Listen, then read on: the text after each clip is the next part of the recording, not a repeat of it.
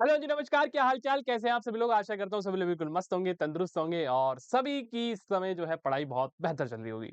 मैं उमेश आप सभी का वेदा अकेडमी में बहुत बहुत स्वागत करता हूँ। ठीक है, आज हम करेंगे गेस पेपर 52। गेस पेपर 52 आपको पता है कि हम इतने सारे गेस पेपर कर चुके हैं और उससे कहीं ना कहीं कुछ चीजें सीखने के लिए जरूर मिल रही हैं। देखो, जिसको कुछ ना कुछ सीखने के लिए मिल रहा है, वो भैया लिख देना, यस भैया सीखने के लिए मिलता है। बस इतना लिख दो, हाँ लिख देना, हाँ लिख दो कि हाँ सीखने के लिए मिलता है। तो मैं उसी समझ जाऊँगा कि हाँ भाई, तुम्हें कुछ ना कुछ सीखने के लिए मिल रहा है। ठीक है? ओके, तो आइए शुरुआत करेंगे भैया गैस पेपर की ओर आते हैं अपने अपने अपने अपने अपने मैथ के सेक्शन की ओर आगे बढ़ेंगे। ठीक है भाई? किसी को कोई दिक्कत परेशानी हो तो बताइए, आवाज़ क्लियर है आई थिंक सबको? आवाज़ क्लियर होगी भाई, आवाज़ क्लियर होगी, है ना? ठीक है, ओके। तो चलिए शुरुआत करते हैं। सबसे पहले मैं आप लोगों को बता दूँ एक छोटी-सी प्यारी-सी चीज़ आप लोगों के लिए जो काम की है। जो आप लोगों के काम की है भाई, आप लोगों के काम की है क्या कि भैया 2499 यानी कि भैया 2500 आप कह सकते हैं, ₹1 का मात्र एक डिफरेंस है। भैया 2499 रुपीज़ में आपको क्लास 9 का क्रैश कोर्स मिलने वाला है, क्रैश कोर्स मिलने वाला है। अगर किसी भी बच्चे की तैयारी अभी भी पूरी नहीं है, तो वो यहाँ आ जाओ। वो यहाँ आ जाओ, यहाँ, यहाँ। यहाँ पर आ जाओ, यहाँ पर आ जाओ, यहाँ पर आ जाओ। समझ आई बात? यहाँ पर आ जाओ, आपको ये सारी चीज़ें भैया मिलेंगी इस क्रैश कोर्स के साथ।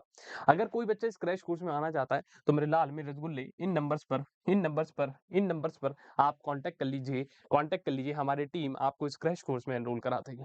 बताइए, क्लियर इतनी बातें? बोलिए। क्लियर इतनी बातें? ठीक है। और सबसे ज़रूरी चीज़ कि भैया इस क्रैश कोर्स की शुरुआत ऑलरेडी हो चुकी है 17 नवंबर, यानी कि भैया कुछ दिन बीत चुके हैं। आप देख लीजिए, आप खुद ही सोच लीजिए कि कुछ समय हो चुका है और काफ़ी सारे बच्चे इसमें एनरोल हो चुके हैं। अगर आपकी भी अभी भी पूरी नहीं है भाई, एट द लास्ट फिर मैं कहूँगा, अगर अभी भी तैयारी पूरी नहीं है तो आ जाओ। आ जाओ, आपकी तैयारी पूरी कराने का ज़ुम्मा हमारा है। ठीक है? इसका एंड हो जाएगा 7 फ़ेब 2026, यानी जिस दौरान आपका एग्ज़ाम होगा उससे पहले इसको सिलेबस कंप्लीट हो जाएगा। बैच का एंड हो जाएगा इस तारीख को। ठीक है? इसका मीडियम इंग्लिश और हिंदी दोनों रहने वाला है। सबसे ज़रूरी चीज़ कि अगर कोई सोचे कि भैया क्या ये बैच इंग्लिश में होगा, क्या ये बैच हिंदी में होगा, तो नहीं मेरे लाल, ये बैच दोनों मीडियम में चलने वाला है। और सारे टीचर आप देख पा रहे हैं, सभी टीचर्स बहुत बेहतरीन, बहुत ही एक्सपर्ट, बहुत ही धुरंधर हैं। ठीक है? ठीक है? आइए, और सबसे ज़रूरी चीज़ कि भैया इस संडे को, इस संडे यानी 7 दिसंबर को 2 बजे, कितने बजे मेरे भाई? 2 बजे ऑल इंडिया मॉक टेस्ट होने वाला है। क्या होगा? ऑल इंडिया मॉक टेस्ट होगा, ऑल इंडिया मॉक टेस्ट होगा। अब भैया इसमें आए कैसे ऑल इंडिया मॉक टेस्ट में? पहली चीज़ तो भाई पहली चीज़ तो भाई कि ये फ्री है। क्या है भाई? ये फ्री है, फ्री है, फ्री है। ₹1 आपको नहीं देना, ₹1 का भी आपको कुछ नहीं देना, ये फ्री है। अब इसमें आना कैसे है? सबसे पहले इसको स्कैन करिएगा, हमारी एप्लीकेशन डाउनलोड होगी। फिर सेकंड आपका ये स्टेप है कि भैया इस तरीके से आपका फ़ोन है, उसमें लिखा होगा ऑल इंडिया मॉक टेस्ट, वहाँ लिखा होगा एनरोल नाउ। इस एनरोल नाउ यानी काले से बटन पर आपको दबाना है। जब आप इस ब्लैक बटन पर प्रेस कर देंगे, ब्लैक बटन पर प्रेस करने के बाद आपका पेपर शुरू होगा बच्चे 2 बजे। कितने बजे शुरू होगा? 2 बजे।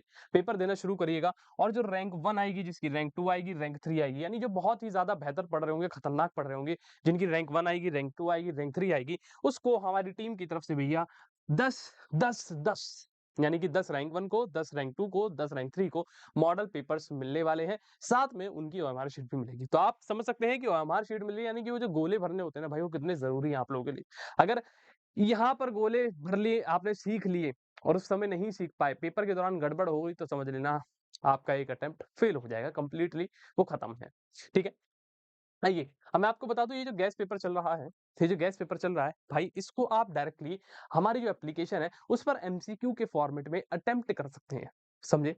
समझे? कैसे? वही सेम कहानी भैया, इसको स्कैन करिएगा, वहाँ दिखेगा गैस पेपर का ऑप्शन होगा, उसमें लिखा होगा गैस पेपर एमसीक्यूज़, उसको अटेम्प्ट करिएगा और अपना बढ़िया तरीके से गैस पेपर आप वहाँ पर भी अटेम्प्ट कर सकते हैं। यानी कि एक तरीके से डबल प्रैक्टिस हो गई। यहाँ तो आप करेंगी, वहाँ पर भी आपका अगर मन करता है तो आप प्रैक्टिस करिए। ठीक है? चलिए शुरुआत करते हैं। पहला क्वेश्चन देखिए क्या कह रहा है मैथ्स का। कह रहा है 3, कह रहा है अगर 3 1 x 5 इज डिविजिबल बाय 9। कह रहा है ये संख्या जो है 9 से डिवाइड होती है। किससे डिवाइड होती है? 9 से विभाज्य है। 9 से विभाज्य है, तो कह रहा है x का मान क्या होगा? x की वैल्यू आपसे पूछिए। देखिए, आपको पता है 9 का डिविजिबिलिटी रूल क्या होता है कि भैया सारे डिजिट का सम 9 से डिवाइड होना चाहिए। मैंने कहा ठीक है भाई, सारे डिजिट का सम 9 से क्या होना चाहिए? डिवाइड होना चाहिए। यानी कि भैया 3 + 1 + x + 5, इनका जो सम आएगा वो 9 से क्या होना चाहिए? डिवाइड होना चाहिए। अब देखिए कैसे? जोड़िए 5 और 3 8, 8 और 1 9, यानी भैया 9 + x क्या होना चाहिए? Divide by 9। अब खुद सोचिए इसको 9 से क्या करना है बेटा? डिवाइड करना है। इसको 9 से डिवाइड करना है, 9 से डिवाइड करना है, तो यहाँ पर क्या रखूँ? क्या रखूँ? सोचो, सोचो क्या रखोगे यहाँ पर? भैया ये तो 9 से अगर देखोगे तो भैया अगर मैं यहाँ पर देखूँ, 9 का टेबल पढ़ो, 9 एकम 9, यानी कि भैया अगर इसको 0 रख दूँ, तो 9 + 0, 9 + 0 हो जाएगा। यानी भैया 9 डिवाइड बाय 9 हो जाएगा। मैंने कहा ठीक है भाई, लेकिन ऑप्शन में 0 है, आप देखेंगे तो नहीं है। फिर एक काम करो, फिर दूसरा ऑप्शन रख के देख लो। चलो ऑप्शन से पकड़ लेते, 4 रख के देखो। यहाँ 4 रखो x की जगह। 9 + 4 कितना होता है? आप कहोगे 13 डिवाइड बाय 9, तो ये तो डिवाइड नहीं हो पाएगा। फिर 5 रख के देखो, 9 और 5 14, 14 डिवाइड बाय 9 नहीं हो पाएगा। फिर क्या भैया 7, 9 और 7 कितना होता है बेटा? 9 और 7 कितना होता है? 16, 16 डिवाइड बाय 9 करो, तब भी नहीं हो पाएगा। अगला ऑप्शन क्या है? 9, 9 + 9 क्या होता है? 18, 18 को 9 से डिवाइड करोगे तो ये हो जाएगा। यानी भैया जो सही वैल्यू x की वो 9 है। बोलिए क्लियर इतनी बातें? क्लियर है? यानी x का मान बड़े भाई क्या आ जाएगा? 9 आ जाएगा। ठीक है? चलिए नेक्स्ट क्वेश्चन की ओर चलते हैं। कह रहा है इसको सॉल्व कर दीजिए, इसको सॉल्व कर दीजिए। देखिए क्या है भैया? -3/7। देखिए डिवाइड है, डिवाइड का मतलब होता है मल्टीप्लाई कर देना और इसको उल्टा कर देना। ये हो गया 14/9। फिर यहाँ देखिए आगे डिवाइड है, इसको भी ऐसे रहने दीजिए, -5/2। ठीक है भाई? अब देखिए 7 2 ज़ा 14 हो गया, 3 3 ज़ा 9 हो गया। तो यहाँ बच गया भैया, ऊपर हो गया भैया -2, नीचे रह गया भैया 3। अब देखिए ये डिवाइड -5/2। अब देखिए फिर से इन दो को डिवाइड करना है, दोनों फ्रैक्शन है, दोनों रेशनल नंबर है, इनको डिवाइड करना है। कैसे करोगे? -2/3। ये डिवाइड बन जाएगा मल्टीप्लाई और ये हो जाएगा उल्टा, जैसे यहाँ पर करा था सेम ऐसे ही। कितना हो जाएगा भैया? ये हो जाएगा 2/-5। देखिए क्लियर इतनी बात? देखिए माइनस से माइनस कट गया। क्या कुछ कट पा रहा है? यहाँ पर बचेगा 2/3 मल्टीप्लाई 2/5। क्या कोई चीज कट पाएगी? आप कहेंगे नहीं। तो 2 2 से कितना होता है मेरे लाल? 4 और 3 5 से कितना होता है? 15। यानी 4/15 क्या आपका सही उत्तर हो जाएगा। यानी option number B is the correct answer. बोलिए क्लियर इतनी बातें? चले आगे चले। आइए नेक्स्ट क्वेश्चन की ओर आगे बढ़ते हैं। कह रहा रेसिप्रोकल ऑफ जीरो, जीरो का रेसिप्रोकल यानी जीरो का उल्टा। अगर मैं आपसे कहूं 2 का रेसिप्रोकल, अगर मैं आपसे कहूं 2 का रेसिप्रोकल बताओ, तो क्या होगा? क्या होगा? आप कहोगे भैया 1/2। क्यों? क्योंकि भैया कैसे आया 1/2? तुम कहोगे 1 तो है ही नहीं। रेसिप्रोकल का मतलब होता है पहली बात तो भैया उल्टा करना। क्या करना? उल्टा करना। अगर जैसे मैं कहूँ 2/3 का रेसिप्रोकल क्या होगा, तो आप कहोगे इसको उल्टा करके लिख दो, यानी 3/2। ऐसे मैं कह रहा हूँ 2 का रेसिप्रोकल, तो भैया इसके नीचे 1 मान लो, है ना? इसके नीचे क्या मान लो? 1 मान लो, यानी भैया हो जाएगा 1/2। ऐसे ही जीरो है, जीरो का रेसिप्रोकल मतलब 0/1। ये 0/1 क्या है? ये जीरो का ही मतलब है। जीरो का मतलब है 0/1। अब मुझे क्या बताना है? इसका क्या बताना है? रेसिप्रोकल। क्या बताना है भाई? इसका रेसिप्रोकल बताना है। तो आप ये कहेंगे 1/0 हो जाएगा। 1/0। अब आप खुद ही बताओ क्या 1/0 की वैल्यू क्या होगी? बोलो, बोलो क्या होगा? जल्दी बोलिए। 1/0, 1/0 क्या होगा? आप कहेंगे भैया अगर किसी भी चीज को जीरो से डिवाइड करोगे तो वो क्या होती है? नॉट डिफाइंड होती है। क्या होती है? नॉट डिफाइंड होती है। ठीक है? तो भैया इसका रेसिप्रोकल क्या होगा? नॉट डिफाइंड, यानी आप नहीं कर सकते। ठीक है? क्लियर इतनी बात? बोलिए चले आगे। अगला देखिए क्या कह रहा है। If subtract 1/2 from a number, कह रहा है किसी संख्या में से 1/2 घटाया जाता है। किसी संख्या में से, आप संख्या मान लेते हैं x, लेट कर लेते हैं कि भैया जो नंबर है वो क्या है? x है। कह रहा है किसी संख्या में से 1/2 घटाया, घटा दिया एंड मल्टीप्लाई द रिजल्ट। कह रहा है जो रिजल्ट आया उसको किससे मल्टीप्लाई करी? 1/2। यानी इसमें क्या है भैया? 1/2 की मल्टीप्लाई करी, देन गेट 1/8। कह रहा है हमें ऐसे करके क्या मिलता है? 1/8 मिलता है। तो कह रहा है बताइए व्हाट इज द नंबर, यानी आपको x की वैल्यू बताइए, वो x क्या है। ठीक है भाई, चलिए शुरू करते हैं भैया। फिर से वही कहानी देखो भैया, ये हो गया 2 4 सा 8। मैंने कहा हाँ भाई, ये बच गया भैया यहाँ पर x माइनस 1/2 इंटू यहाँ पर क्या हो गया? 1/1 इक्वल्स टू 1/4। देखिए 1 की जब मल्टीप्लाई करा देंगे तो x माइनस 1/2 ही हो गया, इक्वल टू 1/4 हो जाएगा बेटा। ये उधर जाकर प्लस हो जाएगा, तभी तो x निकाल पाओ। आप कहोगे हाँ x इक्वल्स टू 1/4 प्लस 1/2। बोलिए क्लियर इतनी बातें? अब देखिए 4 और 2 का एलसीएम लीजिए, क्योंकि दोनों के डिनोमिनेटर अलग है। 4 और 2 का एलसीएम लीजिए, बताइए क्या आएगा? आप ही बताइए क्या आने वाला है? एक मिनट दीजिए जरा, एक मिनट रुकिए, कॉल आ रहा है।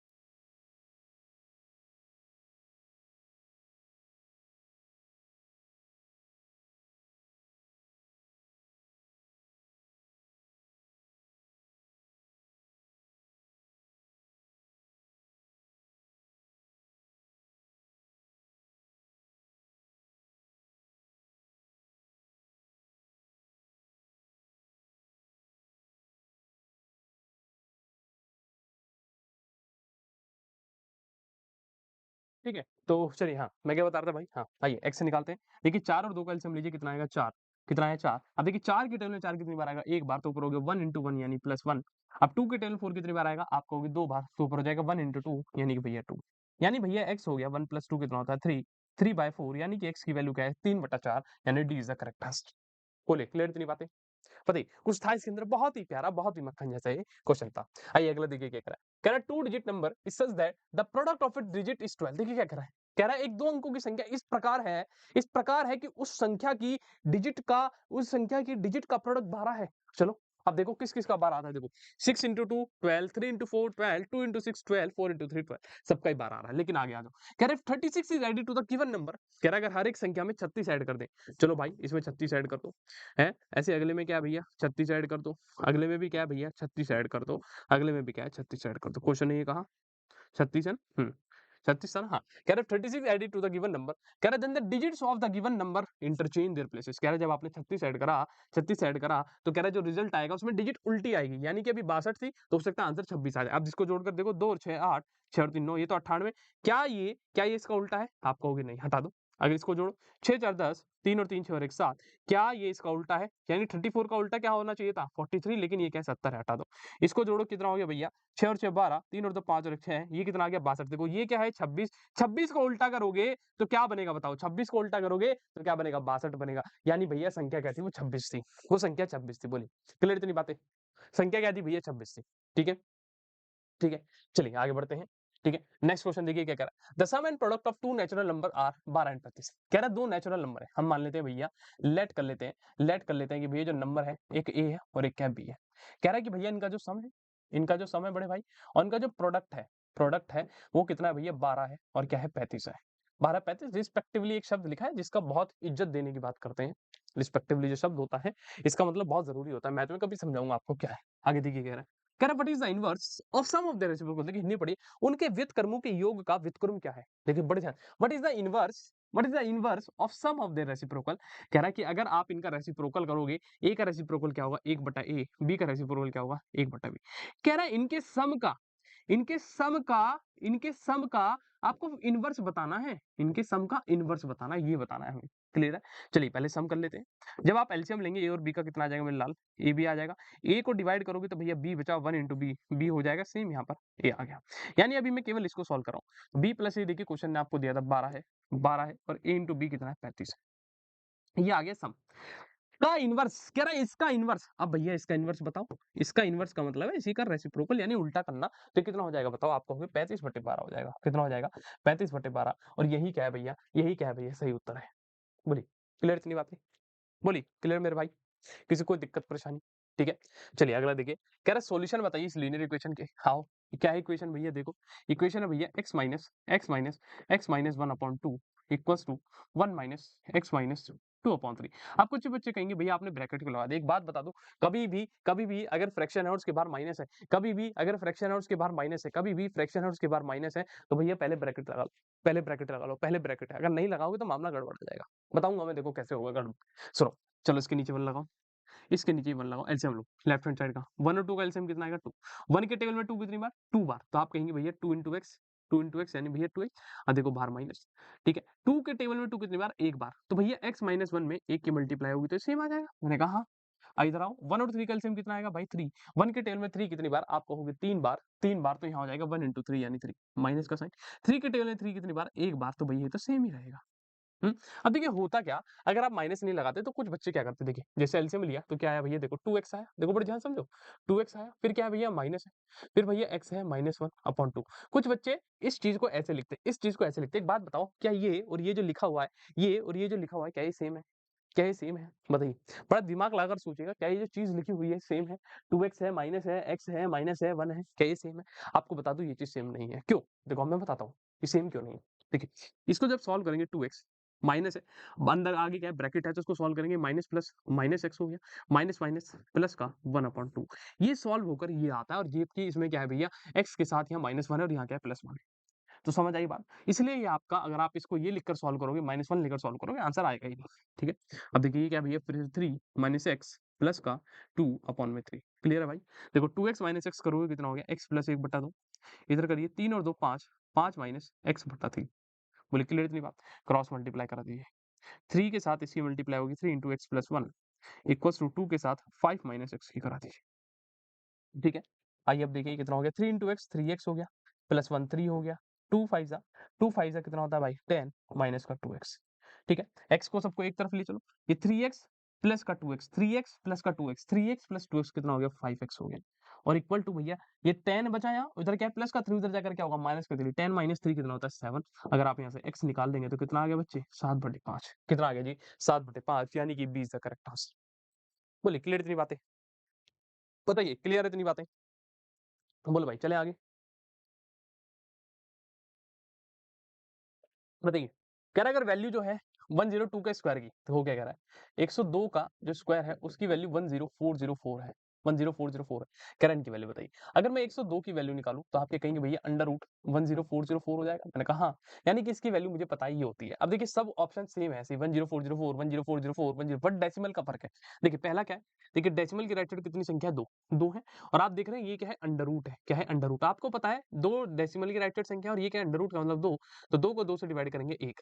यानी कि भैया इसकी जो ओरिजिनल वैल्यू थी उसका आंसर क्या होता है 102। अब इसको पीछे से एक बार गिनो तो कितना हो जाएगा 10.2 यानी इसकी वैल्यू आ गई 10 प्लस सिमिलरली इधर देखो 1 2 3 4 4 है, 4 का 2 से डिवाइड करोगे 2 आया, अब पीछे से 2 1 2 यानी ये हो गया भैया 1.0। अब इसको देखो 1 2 3 4 5 6 6 है, 6 है, 6 को 2 से डिवाइड करोगे कितना आया 3 यानी पीछे से 3 गिनो 1 2 3 यानी भैया 0.102। बस इसको सॉल्व कर दो। बोलो 10.2 1.02 0.102 जोड़ो 2 हो गया, 2 हो गया, 2 और 1 3 1 1 यानी 11.322 11.322 यानी डी इज़ द करेक्ट। बोलिए, क्लियर इतनी बातें? चलें आगे चलें। आइए नेक्स्ट क्वेश्चन की ओर आगे बढ़ते हैं। कह रहा है which of the following is a property of parallelogram. कह रहा है बताइए इनमें से कौन-सी जो है पैरेललोग्राम की प्रॉपर्टी है। पैरेललोग्राम की प्रॉपर्टी? अरे भाई ये क्या बोल रहा है पैरेललोग्राम की प्रॉपर्टी। देखो पहला क्या कह रहा है, पैरेललोग्राम अगर आपने देखा हो कुछ इस तरीके से एक चित्र होता है, याद करिए पैरेललोग्राम के बारे में खुद याद करिए। नाम में ही आ रहा है पैरेलल, तो भैया इसकी जो अपोजिट साइड्स होती हैं ये क्या होती हैं पैरेलल होती हैं। ये बात तो पता है। और क्या होता है बताओ? और क्या होता है पैरेललोग्राम में बताओ? और क्या होता है? सोच लो जितना मर्ज़ी आपको याद करना हो उतना सोच लो। आइए देखिए पहला क्वेश्चन क्या कह रहा है कि भैया इसके जो डायगोनल है वो बाइसेक्ट करते हैं राइट एंगल पे। साफ-साफ गलत बात है। डायगोनल परपेंडिकुलर होते हैं, साफ-साफ गलत बात है। Opposite sides are parallel, opposite sides are parallel ये मैंने आपको यहाँ पर ही बताया कि पैरेलल होती है। कह रहा है ऑल एंगल्स इक्वल होते हैं, तो ये भी साफ-साफ गलत बात है। केवल एक ही चीज़ सही है कि विपरीत भुजाएँ समांतर होती हैं। विपरीत भुजाएँ क्या होती हैं? समांतर होती हैं। ठीक है भाई? विपरीत भुजाएँ क्या है? समांतर होती हैं। यही क्या है? केवल एक बात सत्य है। ठीक? चलिए, देखिए क्या कह रहा है अगला क्वेश्चन देखिए बहुत इंपॉर्टेंट है। लिखिए पापा यानी पक्का आएगा, पक्का आएगा। कई बार मैंने ये क्वेश्चन कराया है। आगे देखिए कह रहा है, "a sum of money doubles in 15 year at compound interest." ओ भाई कंपाउंड इंटरेस्ट, कंपाउंड इंटरेस्ट। याद करो मैंने 2 फॉर्मूले लिखवाए थे। जब पैसा डबल होता है, ट्रिपल होता है याद करिए। एसआई के लिए लिखवाया था याद करो ये वाला A1 minus 1 A1 minus 1 upon में A2 minus 1 equals to T1 upon T2 equals to R1 upon R2। ये एसआई के लिए निकलवाता था। सीआई के लिए क्या लिखवाता था? A1 की power 1 upon T1 equal to A2 की पावर 1 अपॉन T2। अब यहाँ A का मतलब होता है अमाउंट, T का मतलब होता है टाइम, R का मतलब होता है रेट। अब देखिए फॉर्मूला लगता कैसे है? देखिए वो सीआई के लिए ऐसा ही है। देखिए क्या कह रहा है? A sum of money double, एक पैसा जो होता है डबल हो गया, डबल हो गया। यानी आपका अमाउंट दिया है ये क्या है भैया? डबल यानी कि 2 हो गया। कितने साल में? 15 साल में। ये क्या है भैया? T1 की वैल्यू है। T1 की वैल्यू है 15 साल। ठीक है? कह रहा है कंपाउंड इंटरेस्ट पर, ठीक है? तो इसलिए हम वो वाला फॉर्मूला लगाएँगे। आगे देखिए कह रहा है इन हाउ मेनी ईयर कितने सालों में यानी अब आपसे T2 की वैल्यू पूछ रहा है। कह रहा है कितने सालों में विल इट बिकम 8 टाइम ये कितना हो जाए? 8 टाइम हो जाए। यानी कि अब आपका जो अमाउंट 2 है वो क्या है? 8 है। अब देखिए फॉर्मूला लगाइए। A1 की power 1 upon T1 equal to A2 की पावर 1 अपॉन T2। बोले कोई दिक्कत? देखिए A1 कितना है बताओ? 2 तो भैया 2 और T1 कितना है भैया? 15 यानी कि 1/15 कोई दिक्कत? A2 कितना है भैया? 8 और भैया T2 तो मुझे निकालना ही है। T2 तो मुझे निकालना ही है बोलो। ये हो गया भैया 2 की पावर 1/15।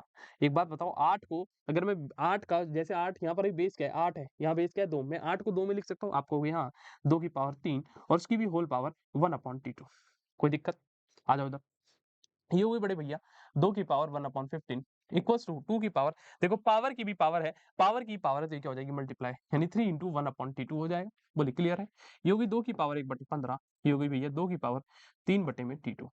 बेस से बेस कट गया, केवल क्या बचा 1/15 बराबर 3/T2। T2 अब आप क्रॉस मल्टीप्लाई करा दीजिए। T2 कितना आ गया बोलिए?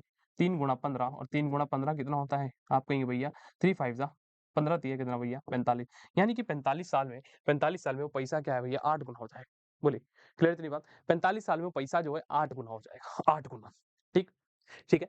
चलें आगे चलें नेक्स्ट क्वेश्चन की ओर। आइए, ये आपको मैंने बताया भाई कि भैया जेएनवी के साथ भी हैं आप, जेएनवी के बाद भी हैं। हम लोग ना एक फैमिली है, हम लोग बिल्कुल जेएनवी के साथ भी जुड़े हैं, जेएनवी के बाद भी जुड़े हैं। आपको कहीं जाने की कोई ज़रूरत नहीं है। आपके लिए हमने सब जुगाड़ कर रखा है। वेदा क्लास 9-10 का चैनल बना रखा है। जब भैया आप 9th में जिसका सिलेक्शन हो जाए, जिसका ना हो, देखो भगवान ना करे किसी का ना हो, मैं तो उम्मीद यही करता हूँ सबका हो भाई। सबका हो जो मेहनत कर रहा है उसमें सबको सिलेक्शन हो। ठीक है? जब आपका सिलेक्शन हो जाए, तो उसके बाद भी आप अगर पढ़ना चाहते हैं, वेदा अकेडमी के साथ जुड़ना चाहते हैं, तो आप इस चैनल को सब्सक्राइब कर लीजिएगा। ठीक है?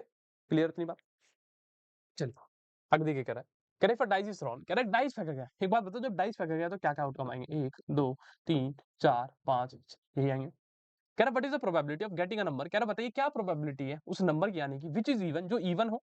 इवन हो, अब एक बात बताओ इवन कौन-कौन से? एक भैया ये है, एक ये है, ये इवन है एंड ग्रेटर दैन 2, कह रहा है 2 से भी बड़ा हो, 2 से भी बड़ा। देखो ये तो 2 है ही, इसको हटाओ, केवल क्या बचे 2 संख्या है। यानी कि भैया 6 में से केवल 2 ही संख्या है, 6 में से टोटल संख्या 6 थी, 6 में से 2 ही संख्या है जो इवन है और 2 से बड़ी है।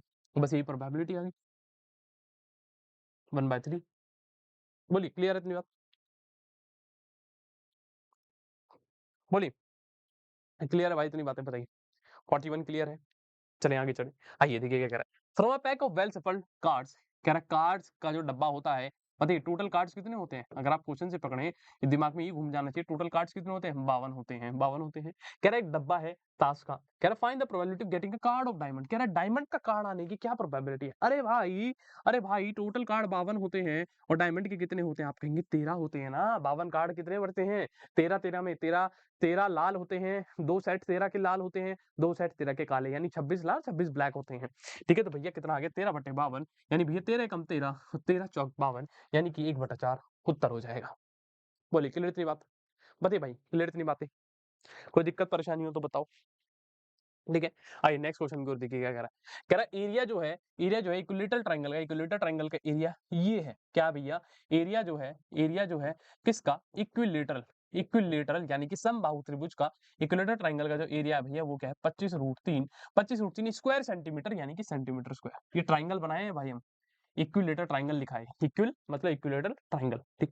कह रहा बताइए इसका पेरीमीटर क्या होगा? पेरीमीटर आपको पता है, पेरीमीटर अगर कोई ट्रायंगल है, उसका पेरीमीटर आपको पता है, सारी साइड जोड़ दो, पेरीमीटर खुद ही आ जाएगा। और ये इक्विलेटर ट्रायंगल है, अगर एक साइड मिल जाए तो सारी साइड इसकी क्या होती है? बराबर होती है। अगर मान लो 10 आ जाए, ये भी 10 होगी, ये भी 10 होगी, खत्म कहानी। अब देखिए एरिया ऑफ इक्विलेटर ट्रायंगल का फॉर्मूला क्या होता है? √3/4 मल्टीप्लाई साइड का स्क्वायर मल्टीप्लाई साइड का स्क्वायर इक्वल्स टू 25√3 बेटा। देखिए √3 से √3 कट जाएगा, ठीक है। क्लियर थी बात? यहाँ बच गया भैया साइड का स्क्वायर अपॉन में 4 इक्वल्स टू 25। इसकी क्रॉस मल्टीप्लाई कराओगे उधर चले जाएगा, क्या हो जाएगा भैया? साइड का स्क्वायर बराबर 25 गुणा 4, ठीक है। अगर आप साइड निकालना चाहते हैं तो क्या हो जाएगा? अंडर रूट 25 गुणा 4 यानी 100, यानी कि भैया जो साइड आ गई वो कितनी आ गई भैया? 10 आ गई। क्या आ गई? 10, 10 आ गई। क्लियर थी बात? यानी साइड 10 है, साइड 10 है। अब आप खुद ही देखिए ये भी 10 है, ये भी 10 है, ये भी 10 है, तो बताइए पेरीमीटर क्या हो जाएगा? अब आप खुद ही बताइए, जो पेरी होता है, जो परिमाप होता है वो क्या हो जाएगा? 3 गुना साइड यानी कि 3 गुना 10 सेंटीमीटर। और ये कितना हो गया बोलिए? 30 सेंटीमीटर आपका उत्तर आपकी आंखों के सामने। बोलिए क्लियर इतनी बातें? बताइए भाई क्लियर इतनी बातें? बोलिए कोई दिक्कत परेशानी हो तो बताओ? बोलिए कोई दिक्कत परेशानी है किसी को? बोलिए कोई दिक्कत परेशानी? किसी को कोई दिक्कत परेशानी है तो बताइए भाई? 1 मिनट रुकिए यार।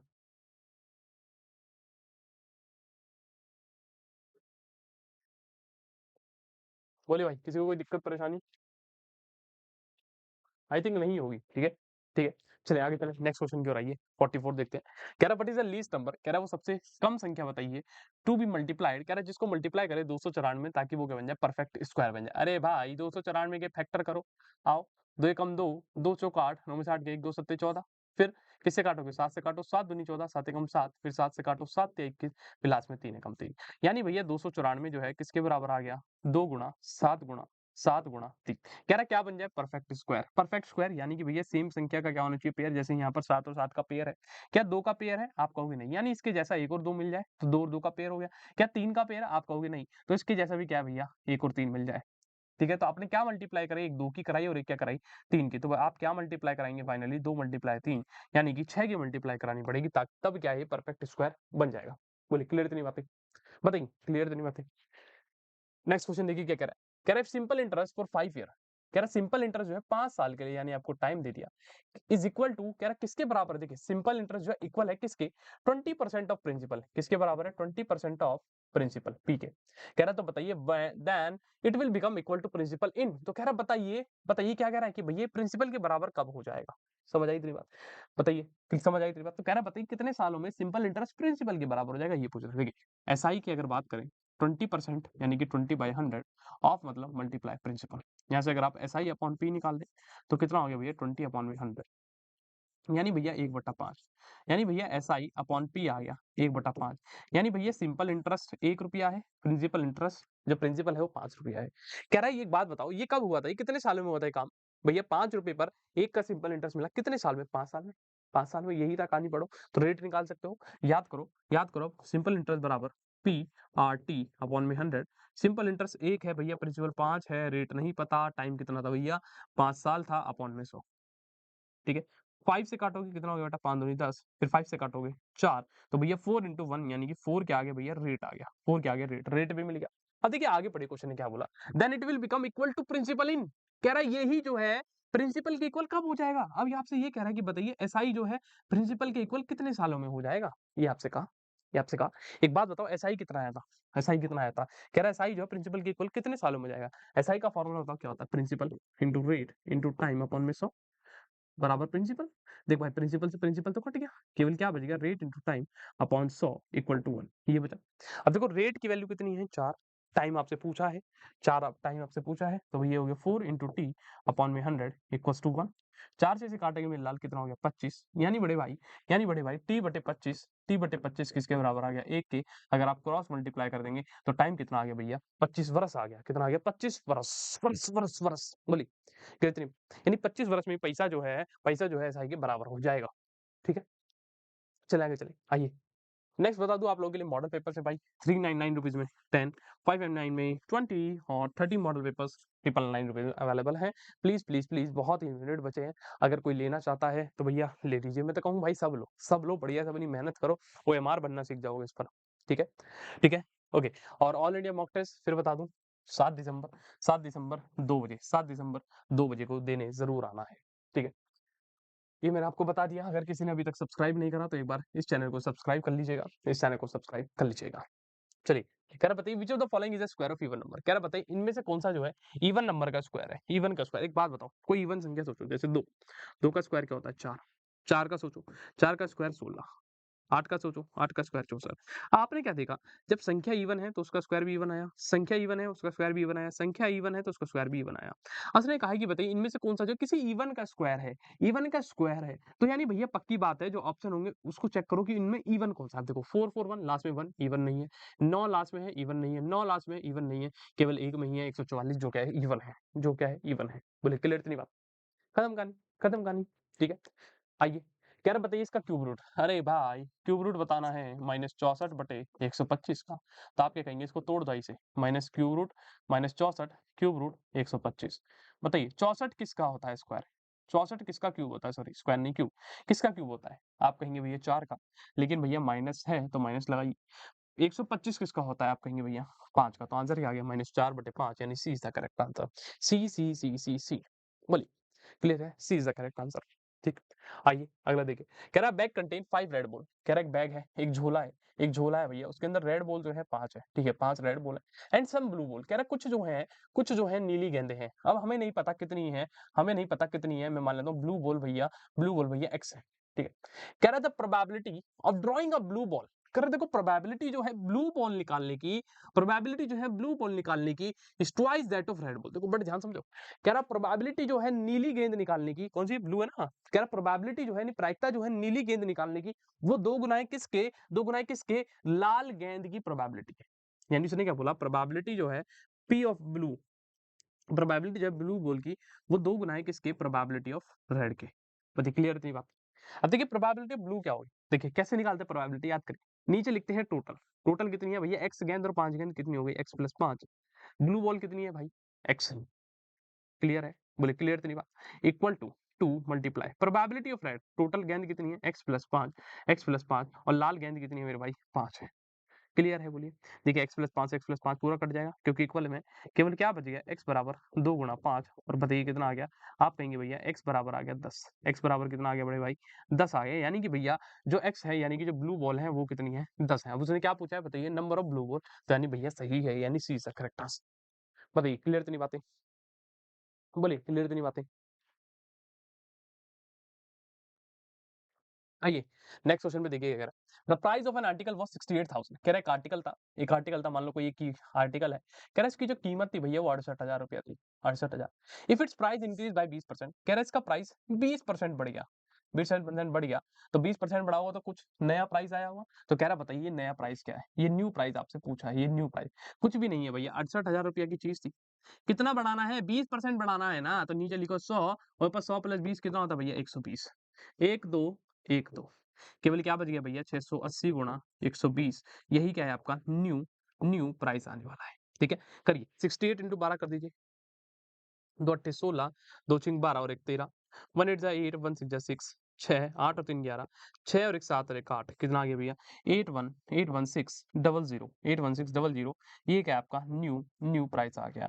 यानी भैया 81,600 रुपया, 81,600 रुपए का है आपकी नई कीमत आ गई। क्या आ गई? नई कीमत आ गई। देखा कितने प्यारे से क्वेश्चन है यार ये, इनमें कुछ है ही नहीं, इनमें कुछ है ही नहीं भाई, इनमें कुछ है ही नहीं। ठीक है, आगे देखिए क्या कह रहा पाइप ए, कह रहा pipe A can fill an empty tank in 8 hour. कह रहा एक पाइप ए है किसी खाली टंकी को 8 घंटे में भर सकता है, भर रहा है तो इसलिए प्लस का 8 है। And pipe B can empty, pipe B empty करने वाला है, can empty a fully fill tank in 12 घंटे। कह रहा एक पाइप बी है जो पूरे टैंक को 12 घंटे में खाली कर देता है, इसलिए -12। कह रहा both pipes are open simultaneously, कह रहा कि यदि दोनों पाइप को एक साथ खोल दिया जाए। अब एक साथ खोला तो यानी ऊपर से पानी आ रहा है, वो तो भरने वाला भर रहा है, नीचे मान लो एक निकालने वाला पाइप है वो निकाल रहा है। तो एक ऐसा होगा कि भर भी रहा होगा, निकल भी रहा होगा, भर भी रहा होगा, निकल भी रहा होगा, भर भी रहा होगा, निकल भी रहा होगा। ऐसा होगा? बताइए ऐसा होगा? ऐसा तो नहीं कि भैया बस भरा ही जा रहा है, निकल ना पा रहा हूँ, क्योंकि निकलने वाला पाइप तो यहाँ खुला हुआ है। कह रहा है both pipes are open simultaneously, तो कह रहा बताइए how much time will it take to fill the empty tank. तो कह रहा बताइए उस टैंक को भरने में कितना समय लगेगा। देखिए सबसे पहले इन दोनों का एलसीएम बताइए कितना आएगा।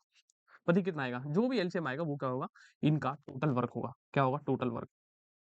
बताइए 8 और 12 का एलसीएम कितना आएगा? 24। मैंने माना जो टैंक है वो 24 लीटर का है। मैंने कहा 24 लीटर। अब देखिए मैं यहाँ पर 1-1 घंटे का काम निकालूंगा इनका। ए 8 घंटे में 24 लीटर भर रहा था। एक 8 घंटे में 24 लीटर भर रहा था, तो 1 घंटे में कितना भरेगा? आप कहोगे 3 लीटर। बी 12 घंटे में 24 लीटर निकालना है। 12 घंटे में 24 लीटर खाली कर दे रहा है टैंक को, तो 1 घंटे में कितना खाली करेगा? आप कहोगे 2 लीटर। अब बड़े ध्यान सुनिए, हुआ क्या? हुआ क्या बड़े ध्यान समझिए। ये ए पाइप है, ये पाइप है और यहाँ बी पाइप है। ये ए है, ये बी है। ये दोनों एक साथ चालू है। क्वेश्चन ने क्या कहा? ये both pipes are open simultaneous, यानी यदि दोनों को एक साथ खोल दिया जाए, तो वो कह रहा है ए जो है मान लो दोनों को 1 घंटे के लिए खोला, 1 घंटे के लिए खोला, तो भैया ये तो 3 लीटर भर रहा है इसके अंदर, यानी पानी भर रहा है 3 लीटर। और ये क्या है भैया? ये क्या है भैया? -2 लीटर निकाल रहा है। अब बताओ जो इसके अंदर पानी बचा, फिर इसके अंदर पानी बचा वो कितना बचा? 1 लीटर ही तो बचेगा। 3 लीटर भर रहा है, 2 लीटर निकल रहा है, 3 लीटर भर रहा है, 2 लीटर निकल रहा है 1 घंटे में। तो आप क्या कहोगे भैया कि ए प्लस बी जो है 1 घंटे में मिलकर कितना काम कर रहे हैं? 3 लीटर तो वो भर रहा है, 2 लीटर वो निकाल रहा है। तो यानी भैया ए प्लस बी ने मिलकर 1 घंटे में 1 ही लीटर भर पाए, 1 ही लीटर भर पाए। अब देखिए क्वेश्चन क्या कह रहा है कि बताइए जो खाली टैंक था, टैंक कितने का है? 24 लीटर का हमने माना, तो कह रहा बताइए कितने समय में ये दोनों भर पाएंगे। देखो दोनों मिलकर 1 घंटे में 1 लीटर भर रहे हैं और भरना कितना है? 24 लीटर। तो आप क्या कहेंगे भैया 24 घंटे में ही क्या है? 24 लीटर भर पाएगा। बस खत्म कहानी। B is the correct answer. बोले क्लियर इतनी बात? बोले क्लियर है इतनी बातें? चले आइए अगला बताइए। कह रहा फाइंड द कंपाउंड टेस्ट, कह रहा कंपाउंड टेस्ट बता दो। अरे यार कंपाउंड टेस्ट बता दो। To be paid at end of 2 year, कह रहा 2 साल के आखिरी में दिया जाना है। 2400 भैया प्रिंसिपल है, 5% एनम पर है, कंपाउंडेड एनुअली, ये लाइन बहुत जरूरी है, यानी एनुअली कंपाउंड है, यानी सालाना के तौर पर दिया गया है। आओ चलो पहले अमाउंट निकालते हैं। अमाउंट बराबर आपको पता है प्रिंसिपल, प्रिंसिपल इनटू इनटू 2 बार मल्टीप्लाई क्यों? क्योंकि 2 साल है। ठीक है, तो नीचे क्या 100, नीचे 100, रॉट की रेट कितना है 5, तो भैया 100 + 5 105, 100 + 5 105। देखो 2 जीरो कट गए भाई, 2 जीरो कट गए। 4 से काट लो इसको, 4 6 जा 24 और ये हो गया 25, 25 क्लियर। 5 से काटो 55 25, 5 दूनी 10 और 1 1, फिर 5 से काटो 5 दूनी 10 और 1, यानी अमाउंट आ गया बड़े भाई 6 × 21 गुणा 21, यानी अमाउंट बराबर 6 × 21 का स्क्वायर 441। अमाउंट बराबर कर दीजिए मल्टीप्लाई 441 गुणा 6, 6 कम 6, 6 कम 6, 6 चौक 24, 6 चौक 24, 24 और 2 26, यानी कि भैया अमाउंट हो गया 2646। यानी भैया शुरुआत में जो प्रिंसिपल था, यानी भैया शुरुआत में जो प्रिंसिपल था वो तो 2400 रुपए था। कितना था? 2400 रुपए था, यानी वो पैसा 2400 से बनकर 2400 से निकलकर कितना बन गया? 646 कितना बन गया? 646 बन गया। कितना बन गया? 646 बन गया। बोलिए क्लियर है? बोलिए कितना बन गया? 646 बन गया। 646 बन गया। अब आप ही बताइए कितना कितना जो है इस पर आपको सीआई मिला? आप क्या कहेंगे भैया सीआई जो होता है, सीआई जो होता है बड़े भाई वो अमाउंट माइनस प्रिंसिपल होता है। हाँ, अमाउंट कितना है भैया 2646 और प्रिंसिपल कितना है भैया 2400। माइनस कर दीजिए 6 4, 6 में 4 गए 2, यानी बड़े भाई 246 रुपया, 246 रुपए का क्या मिल गया हमें? सीआई मिल गया। क्लियर इतनी बात? बोलिए 246 का क्या है? सीआई मिल गया। चलिए नेक्स्ट क्वेश्चन की ओर आइए, अगला बताइए। ये तो कर दोगे यार, देखो कह रहा है cost of an article was 15,500, कह रहा है एक आर्टिकल की कीमत 15,500 है, यानी कि मान लो सीपी इसका 15,500 है। कह रहा 450 वर स्पेंट ऑन इट्स रिपेयरिंग, कह रहा 450 इस पर खर्च करा गया है, रिपेयर करा गया, तो आपकी जेब से ही जाएगा पैसा, यानी अभी आर्टिकल आपको 15,950 का पड़ा।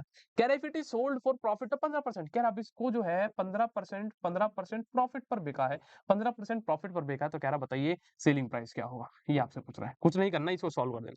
15,950 मल्टीप्लाई 100, कितने के प्रॉफिट 15, तो ऊपर हो गया 115, बस इसको सॉल्व कर देना, आपको सेलिंग प्राइस मिल जाएगा, खत्म कहानी। बोलिए क्लियर है, बोलिए क्लियर है, बताइए क्लियर है भाई। इसको सॉल्व करना और बताना, कमेंट में आंसर देना क्या आएगा। चलिए अगला बताइए। कह रहा है 2 की पावर x डिवाइडेड बाय 2 की पावर 3 बराबर है 2 की पावर -1 के। तो भैया दोनों देख रहे हो बेस सेम है, तो डिवाइड होगा तो पावर माइनस हो जाएगी, क्योंकि 2 की पावर x - 3 इक्वल्स टू 2 की पावर -1, बेस सेम, फिर कट गए बेटा, x - 3 इक्वल्स टू माइनस का 1, x निकालोगे तो हो गया -1 प्लस 3, x निकालोगे तो कितना आ गया लाल, 2 आ गया, कितना आ गया, 2 आ गया, नहीं ए इज द करेक्ट आंसर। ठीक है, चले नेक्स्ट आओ, नेक्स्ट क्वेश्चन की ओर आगे बढ़ते हैं। कह रहा student multiply number by 2/3 instead of 2/3, कह रहा छात्र ने किसी संख्या को 2/3 की बजाय 2/3 की बजाय 2/3 की बजाय ये क्या हो गया, student multiply number by 2/3 instead of 2/3, ये उल्टा लिख गया भाई, ये इसको करो इंस्टेड ऑफ 3/2, इसको करो इंस्टेड ऑफ 3/2, इंस्टेड ऑफ 3/2, 2/3 की बजाय 2/3 की student multiply number by 2/3 instead of 3/2, यानी स्टूडेंट ने जो था किसी संख्या को 2/3 से मल्टीप्लाई कर दिया, जबकि करना किससे था 3/2 से। ठीक है, एक छात्र ने किसी संख्या को इस छात्र ने किसी संख्या को 3/2 की बजाय 2/3 से गुणा किया, ये क्वेश्चन बनेगा। तो कह रहा व्हाट इज द परसेंटेज आ रहा है, देखो कह रहा है स्टूडेंट मल्टीप्लाई नंबर बाय 2/3, कह रहा है किसी संख्या को 2/3 से मल्टीप्लाई कर दिया इंस्टेड ऑफ 3/2, जबकि करना किससे था 3/2 से। क्लियर इतनी बात, करना ये था, करना ये था और कर ये दिया, कर ये दिया, समझा, समझा बेटा, करना ये था, करना ये था और कर क्या दिया, ये दिया। अब एक काम करते हैं, सुनो बड़े ध्यान से, ये जो संख्या है मैं ऐसे चाहता हूँ कि भैया जो 2 से भी कट जाए और इधर 3 से भी कट जाए, तो सोचो क्या ले, आप कह दो भैया एक काम करो, इस x की वैल्यू को 6 ले लो, ये 2 से भी कटेगी 3 से भी, ठीक है भैया। तो यानी भैया 6 गुणा 2/3 करोगे तो हो गया 3 दूनी 6 2 दूनी 4, यानी आंसर 4 आ गया। ऐसे ही यहाँ पर रखोगे 6 इंटू 3/2, तो हो गया 2 तिया 6 3 तिया 9, यानी आंसर 9 आ गया। अब देखिए होना क्या था, आना तो ये था, आना क्या था, ये था, लेकिन आ क्या गया, 4 आ गया। अब वो यही कह रहा है, बताइए what is the percentage error in calculation, तो एरर कितना आया, आना तो भैया 9 था, लेकिन आ क्या गया, 4 आ गया। अब बताइए कितना एरर आ गया, 9 से 4 आ गया, यानी कहने का मतलब क्या है, आंसर 9 आना था लेकिन आ कितना गया, 4। तो कितना एरर आया बताइए, आप कहेंगे भैया 5 घट गया, है ना, 5 घट गया, लेकिन किस पर, 9 पर, इंटू 100%, यानी ये हो गया भाई 500 बटे में 9, 500 बटे में 9, इसको डिवाइड करो, आंसर सही आना चाहिए भाई वैसे तो। 9 5 जा 45, 10 में से 5 गए 5, 9 5 जा 45, 10 में से 5 गए 5, और ये हो गया 9 5 जा 45, तो यानी भैया D is the correct answer. ठीक है, तो यानी इसको जब सॉल्व करा तो कितना आ गया, 55.55% जो है आपका सही उत्तर होगा। ठीक है, ये थोड़ी लैंग्वेज इशू हो गई, गड़बड़ हो गया यहाँ पर। ठीक है, इसको सही कर लीजिएगा। चलिए अगला बताइए, कह रहा 5 की पावर माइनस 5 की पावर -1 मल्टीप्लाई 2 की पावर -1 मल्टीप्लाई 6 की पावर। क्या कभी पावर नेगेटिव में सॉल्व होती है, आप कहेंगे नहीं, तो इसको पॉजिटिव बनेगी कैसे, 1/5 की पावर 1 इंटू 1/2 की पावर 1 इंटू 1/6 की पावर 1, यानी उल्टा कर देते हैं पावर को पॉजिटिव बनाने के। अब देखिए ये कितना हो गया, 1/5, ये हो गया 1/2, ये हो गया 1/6, मल्टीप्लाई 1 1 1 कितना हो गया 1, 5 दूनी 10 और 10 गुणा 6 1/60, ये आपका उत्तर आ गया, खत्म कहानी, B is the correct answer, B is the correct answer. बोलिए क्लियर है, बोलिए क्लियर है इतनी बातें, बताइए भाई। चलिए नेक्स्ट क्वेश्चन की ओर बता दूं मैं आपको, नेक्स्ट क्वेश्चन आपका 2499 रुपए का है, 2499 रुपए का क्वेश्चन है, बहुत महंगा क्वेश्चन है, ये सारी उस क्वेश्चन के साथ चीजें मिलने वाली हैं। ठीक है, और सबसे जरूरी कि भैया 7 दिसंबर को दोपहर के 2 बजे, 7 दिसंबर दोपहर के 2 बजे आपका ऑल इंडिया मॉक टेस्ट होगा, ऑल इंडिया मॉक टेस्ट होगा, तो इसको देने जरूर आना है, इसको देने जरूर आना है। ठीक है, और मैंने आपको बता ही दिया कि ये जो आपका गैस पेपर चल रहा है आपके एप्लीकेशन पर भी अवेलेबल है, आप वहां से इसको कर सकते हैं। ठीक, और चैनल को भी जरूर सब्सक्राइब कर लीजिए, वेदा क्लास 9 10th वाले को भी भाई। चलिए देखिए क्या कह रहा है, the ratio boys to girls in a class is 3:5, कह रहे हैं कि भैया बॉयज और गर्ल्स का रेशियो जो है क्लास में 3:5 है। मैंने कहा ठीक है भाई, असली क्या बोला, if 6 more boys join the class, कह रहा है अगर लड़के लड़के 6 और जुड़ जाए, 6 और जुड़ जाए, तो कह रहा है द रेशियो बिकम 2:3, तो कह रहा है रेशियो जो है 2:3 होगा। तो कह रहा बताइए find the total number student in the class after the new boys join. कह रहा नए लड़कों के जुड़ने के बाद टोटल स्टूडेंट कितने हो गए। एक बात बताओ, कुछ बच्चे सोचेंगे भैया 3 में 6 जोड़ दूं, कहोगे 8 आएगा, वो सॉरी 9 आएगा, लेकिन यहाँ तो 2 आ रहा है। बेटा कभी भी रेशियो में आप डायरेक्ट नंबर नहीं जोड़ सकते हैं, आपको बार-बार बता रहा हूँ, रेशियो में डायरेक्ट नंबर नहीं जोड़ सकते। तो भैया होगा क्या आप बताओ, सुनो, इसको मान लो 3x, बॉयज भैया 3x है, गर्ल्स है कितनी 5x, ये हो गया, बॉयज 3x गर्ल्स 5x। तो भैया हुआ क्या 3x में 6 जुड़ा, 3x में 6 जुड़ा, अब 5x तो ऐसे ही रहे, 5x तो ऐसे रहे, लड़कियां तो ऐसे ही रही ना, लड़कियों में तो कोई बदलाव आया नहीं। तो जो नया रेशियो बड़े भाई वो क्या रहता है 2/3, मल्टीप्लाई करो, 3 की इधर करिए 3x प्लस 6 के साथ, और इधर भैया 2 की 5x के साथ, ठीक है। 3 3 जा 9x प्लस 3 6 जा 18, फिर भैया 2 5 जा 10x, x को उधर ले जाइए तो कितना हो गया भैया 10x माइनस 9x यानी x बराबर 18, x कितना आ गया भाई 18, x की वैल्यू 18, यानी जो लड़के हैं भैया वो कितने हो गए 3 गुना 18, बोले कितने हो गए 3 अट्ठे 24, 3 एकम 3 और 2 5, यानी 54 लड़के हैं, 54 लड़के हैं, 54 लड़के बताइए। उसने क्या बोला find the total number of student, कह रहा टोटल स्टूडेंट बताइए क्लास में जब नए लड़के टोटल बताने, देखो बड़े ध्यान से, 54 लड़के थे, जुड़े कितने और भैया 6 और जुड़े, तो 54 और 6 कितना होता है 60, यानी लड़के टोटल 60 हो गए, लड़कियां तो वही रही 5 गुना 18, हाँ 8 पंजे 40, 5 एकम 5 9, यानी भैया जो टोटल आ गया, यानी भैया जो टोटल आ गया वो कितना आ गया, लड़के 60 प्लस लड़कियां 90, 9 और 6 15, यानी भैया 150 बालक थे, कितने भैया 150 बालक थे। बोलिए क्लियर इतनी बातें, बोलिए क्लियर इतनी बातें, ठीक है। चलिए नेक्स्ट क्वेश्चन देखिए क्या कह रहा है, 30 worker finish a job in 15 days. अरे भाई 30 वर्कर हैं 15 दिन में काम कर देते हैं, तो कह रहा है in how many days will 45 workers finish a job. आप मान लो x दिन लगेंगे 45 वर्कर को कंप्लीट करने में, तो ये 15 तिया 45, 3 से काटोगे 10 आ गया, तो भैया यहाँ बच गया 10 इक्वल्स टू x, यानी कि भैया 10 दिन लगने वाले हैं, 10 दिन लगने वाले हैं, बताइए कुछ है इसमें, बताइए 10 दिन लगने वाले हैं। आइए अगला देखिए, कह रहा है ए रेशियो बी बड़े भाई कितना है 8:5 है, 8:5 है। बी रेशियो सी बड़े भाई कितना है 3:4 है। कह रहा तीनों का रेशियो बताओ। अरे भाई A ratio B ratio C कैसे निकालोगे पहले बताओ। देखो ये चेक करो, यहाँ भी बी है तो यहाँ भी बी होना चाहिए, यहाँ की संख्या सेम होनी चाहिए, जिस तरीके से मैं आपको बताता हूँ उस केस में। अब देखिए इक्वल लगाइए, अब आ गया मल्टीप्लाई, 8 3 जा 24, रेशियो लगाइए 5 इंटू 3 करिए 15 हो गया है, फिर रेशियो लगाइए 5 4 जा 20, यानी 24 15 20, 24 15 20, यानी कि सी इज द करेक्ट आंसर। क्या ये कट सकता है बताओ 24 15 20 नहीं कट पाएगा, अगर कटता तो इसमें फिर कुछ और आंसर आ जाता, समझ आई बात। अगर मान लो 15 की जगह 16 हो जाता है, यहाँ पर मान लो 15 की जगह 16 आता, फिर इसको काटना पड़ता 2 से 12 बार, 2 से 8 बार, 2 से 10 बार, फिर ये दोबारा कटता 2 से 2 6 12, 2 चौक 8 2 पंजे 10, तो यानी फाइनल रेशियो ये आता 6:4, लेकिन यहाँ 15 है तो आप नहीं काट सकते, ठीक है ठीक है। अगला देखिए क्या कह रहा है, चलिए कह रहा है सम ऑफ मनी, ये तो यार बहुत प्यारा क्वेश्चन है, ये बहुत प्यारा क्वेश्चन है, इसको कर देना, इसका आंसर रेट बताओगे, इसका रेट आप बताओगे क्या आने वाला है, ठीक है। आइए नेक्स्ट क्वेश्चन की ओर देखिए, कह रहा है इसको फैक्टराइज कर दो, क्या कर दो इसको फैक्टराइज, देखिए क्या है P X minus P Y plus Q X minus Q Y, इसको क्या कर दो फैक्टराइज। अब देखो बड़े ध्यान से देखो, यहाँ पर देखिए क्या चीज सेम है दोनों में, आप कहोगे भैया इसमें भी पी है इसमें भी पी है, तो पी बाहर निकाल दोगे तो यहाँ क्या बचा बेटा एक्स बचा, बीच में माइनस है, इधर से भी पी बाहर आ गया तो यहाँ क्या बचा वाई। अब इन दोनों को पकड़िए, यहाँ देखिए यहाँ भी क्यू यहाँ भी क्यू, तो यहाँ से भैया क्यू बाहर निकाल दीजिए, यहाँ क्या बचा एक्स बचा फिर माइनस वाई। अब देखिए फिर से एक नई टर्म बन गई, ये दोनों और ये दोनों मिलाकर एक टर्म बन गई, यानी एक टर्म ये एक टर्म ये।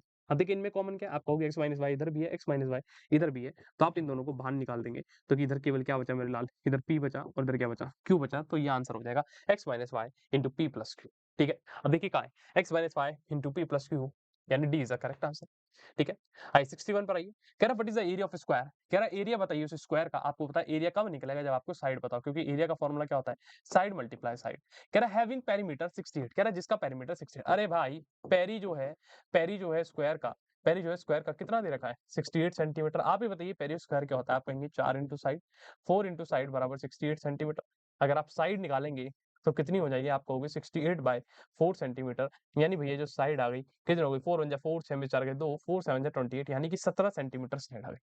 क्या अब एरिया नहीं निकल सकता, आप कहेंगे एरिया क्या होता है बड़े भाई साइड मल्टीप्लाई साइड, यानी कि 17 सेंटीमीटर मल्टीप्लाई 17 सेंटीमीटर, 17 का स्क्वायर क्या होता है बोलिए 289 सेंटीमीटर स्क्वायर, यानी कि भैया ए is the correct answer.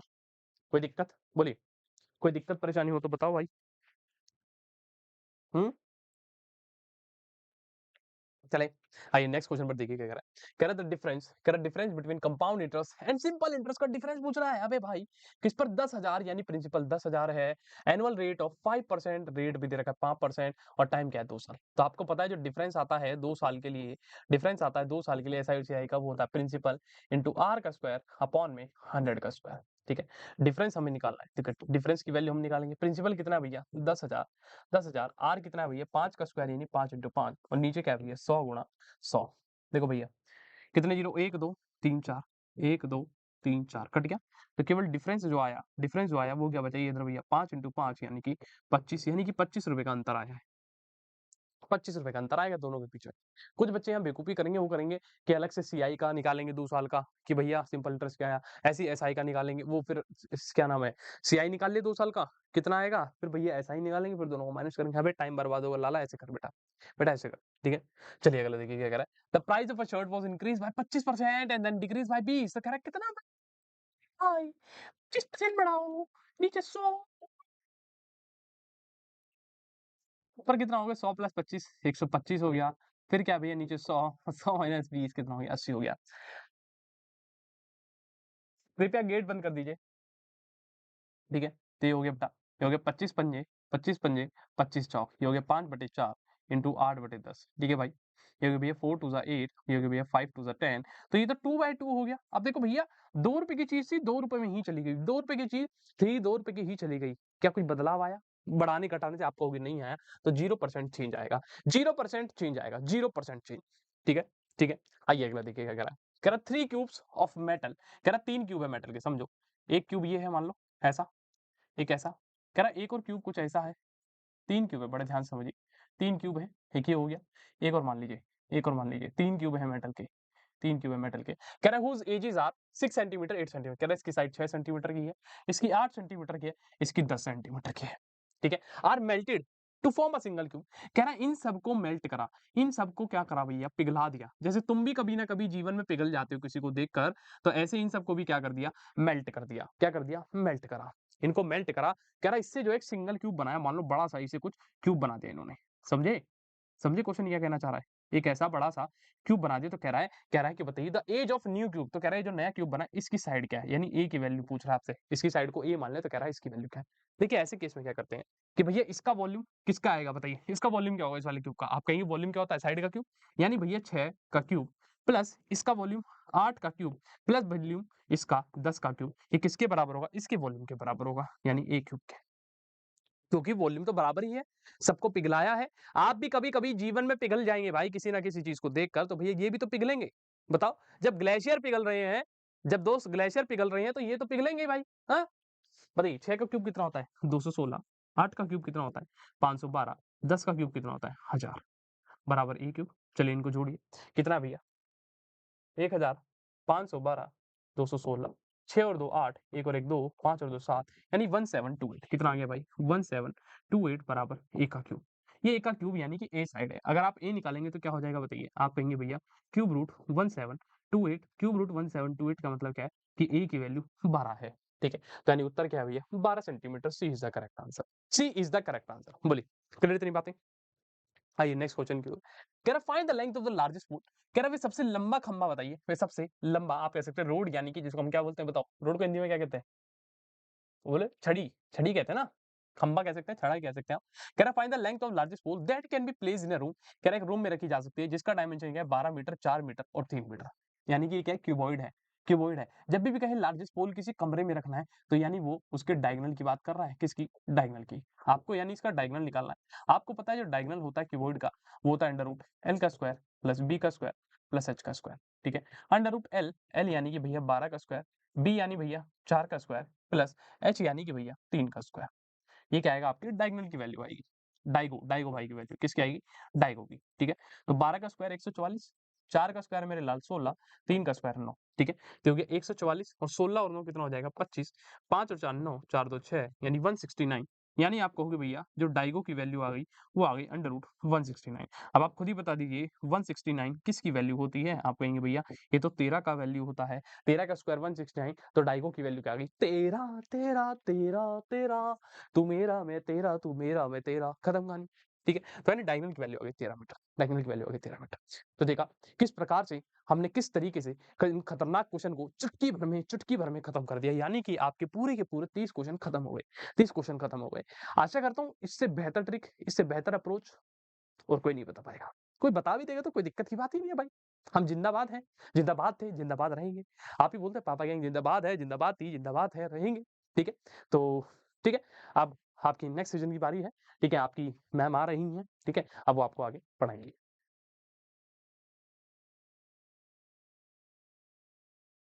So hello मेरी बच्चा पार्टी, क्या हाल चाल? आई होप बढ़िया, स्वस्थ और मस्त हैं आप सभी। तो हम स्टार्ट करेंगे आज के लैंग्वेज पोर्शन को। ठीक है, मैथमेटिक्स की आपकी कहानी हो चुकी है, मुझे उम्मीद है आपको मजा आया होगा, है ना, आपके पापा गैंग वाले सर के साथ। डन। चलो तो अब हिंदी इंग्लिश की बारी है, इसको फिनिश करते हैं, फिर बुलाएंगे आपकी साइंस एजुकेटर गौरी मैम को। डन। ठीक है, तो हिंदी और इंग्लिश हम खत्म करेंगे इसमें, यानी कि लैंग्वेज पोर्शन आप मेरे साथ करोगे। ठीक है, बिल्कुल अद्भुत प्रकार से अद्भुत बालकों के साथ स्टार्ट करेंगे। तो ये रही हमारा क्या क्रैश कोर्स जो ऑलरेडी कंटिन्यूड है। तो फटाफट जो भी बच्चे रह गए हैं इसको जल्दी से जल्दी खरीदने की कोशिश करो, ताकि आपकी एक भी क्लास मिस ना हो और वो तैयारी जो आपकी जेएनवी के लिए आप कर रहे हो वो बेहतर हो पाए। और इन सभी टीचर्स के साथ आप इसको पढ़ने वाले हो। संडे को आ रहा है मॉक टेस्ट, जिसको तैयार रहना, प्रिपेयर अपेयर करने के लिए, है ना। कब है? संडे को 2 बजे, 7 दिसंबर। और दूसरी बात ये कि आपका जो गेस्ट पेपर है जो आप यहाँ पर अभी देख रहे हो, इसे आप क्या कर सकते हो, इसे आप जाकर एप्लीकेशन पे भी अटेम्प्ट कर सकते हो। इसके लिए आपको हमारा वेदा एप्लीकेशन को डाउनलोड करना पड़ेगा। ठीक है, प्ले स्टोर से कर लीजिए, अदरवाइज आप ये स्कैन करके भी कर सकते हैं। ठीक, स्टार्ट करें। चलो, तो यहाँ से स्टार्ट करते हैं। हिंदी का एक पैसेज है, एक बार जरा 1 मिनट में आप पढ़ लीजिए, उसके बाद मैं आंसर करूंगा। ठीक है, बहुत बढ़िया, वेरी गुड। एक बार सब बच्चे पढ़ लेंगे, फिर आंसर करूंगा मैं। ठीक है, और कितने क्वेश्चन है? 5 क्वेश्चन। डन, बहुत बढ़िया।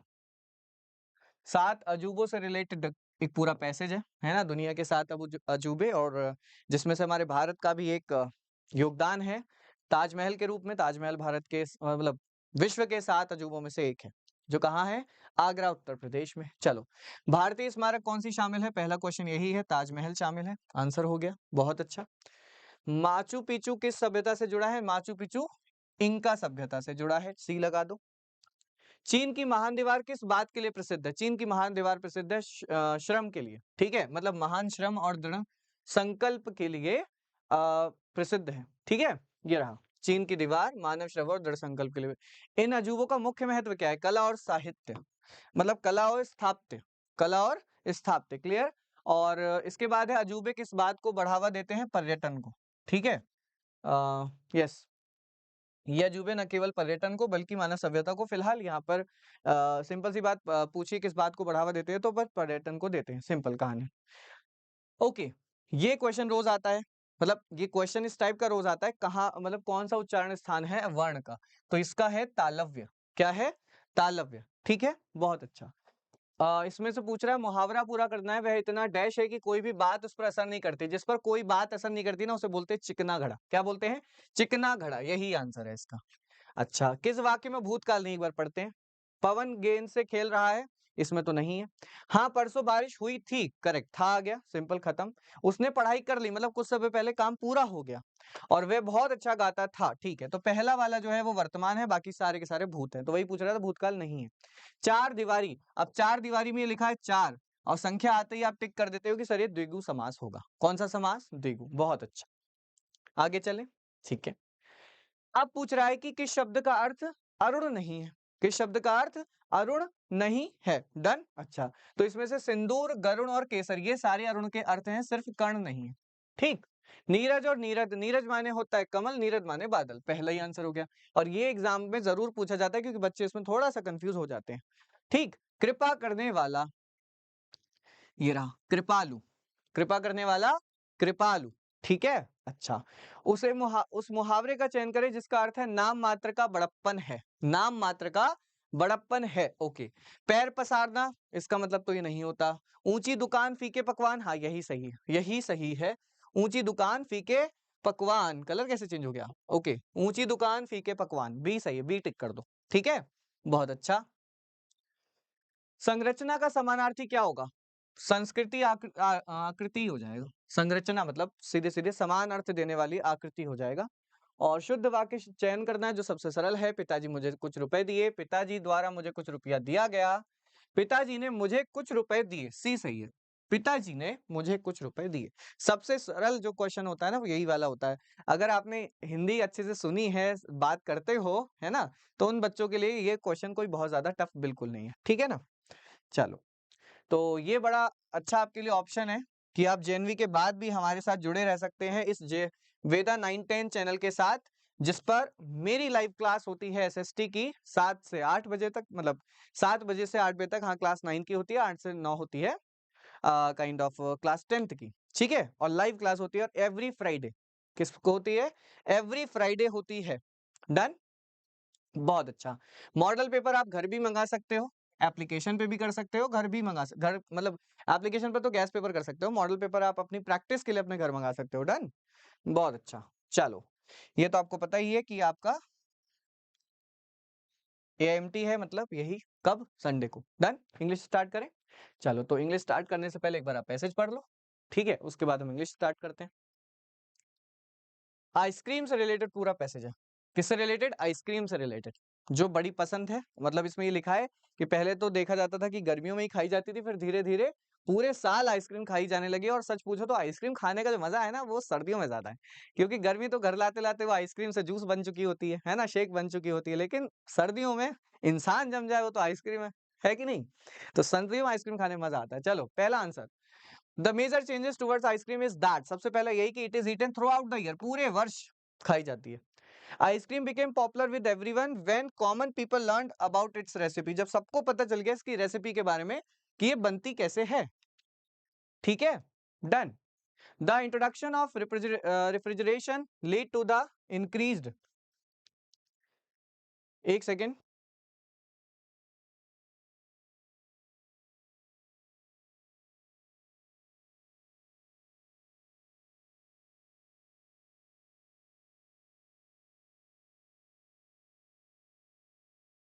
Okay sorry. चलो, हाँ जी, कहाँ थे हम? Yes, introduction of refrigeration lead to, अब रेफ्रिजरेशन क्या होता है? मतलब आपका रेफ्रिजरेटर यानी कि चीज को जमाना, ठीक है, फ्रीज करना। उससे क्या हुआ? उससे इसका प्रोडक्शन बढ़ गया, इसका प्रोडक्शन बढ़ गया, किसका? आइसक्रीम का। और smoothness of ice cream is retain, ये लिखा है यहाँ पर, small amount of gelatin, gelatin use किया जाता है ताकि उसकी जो स्मूथनेस है वो बनी रहे, ठीक है। चलो, लास्ट क्वेश्चन है, डिलीशियस का हमें बताना है इसके अकॉर्डिंग, इस पैसेज के अकॉर्डिंग डिलीशियस का अर्थ बताना, राइट? ओके, क्वालिटी बिल्कुल नहीं, बिटर बिल्कुल नहीं, बिटर इसका हो जाएगा एक तरीके से उल्टा। टेस्टी और फ्लेवर में से फ्लेवर हम कर लेते हैं, क्या कर लेते हैं? फ्लेवर टिक कर लेते हैं। चलो, 21 22 में क्या बताना है हमें? Similar meaning, kind of synonyms बताने हैं, और अपोजिट मीनिंग यानी कि एंटोनिम बताने हैं 23 24 में, ठीक है। चलो, 21 22 में पेसिफाई का मतलब हो जाता है काम, पेसिफाई काम। सिक्योरिटी, सिंपल है बहुत, सेफ्टी, ठीक है। अपोजिट बताने, डिवाइड मतलब बांट देना, यूनाइट मतलब एक कर देना, पहला ही। और सुप्रियोरिटी, सुप्रियोरिटी है ना, तो इंफीरियोरिटी, क्या है? इंफीरियोरिटी, ठीक है। ओके, इन्हें बनाना है पैसिव 25 26 को, और 27 28 को बनाना है हमें, मतलब फिल इन द ब्लैंक्स को फिल करना है, सिंपल, ठीक है। पैसिव बनाना है तो मैं हमेशा पैसिव को आपकी हेल्पिंग वर्ब से अप्रोच करता हूं ना, तो इसी से करेंगे। इज सिंगिंग का मतलब बनेगा ये इज बीइंग संग, है ना, इज बीइंग संग। देख लो कहां पे लिखा है, ये रहा। डन, खत्म, बस खत्म। सिर्फ हेल्पिंग वर्ब ढूंढो, आंसर मिल जाएगा। देख लो, बाकी सब गलत है। हैज बीन नहीं चेंज होगा, इज संग होगा ही नहीं, क्योंकि इज बीइंग होता है कॉन्टिन्यूअस में। ये कौन सा है? प्रेजेंट कॉन्टिन्यूअस है, वहां पे आता है इज बीइंग। तो is being, a song is being sung by the Radha. Done, खत्म।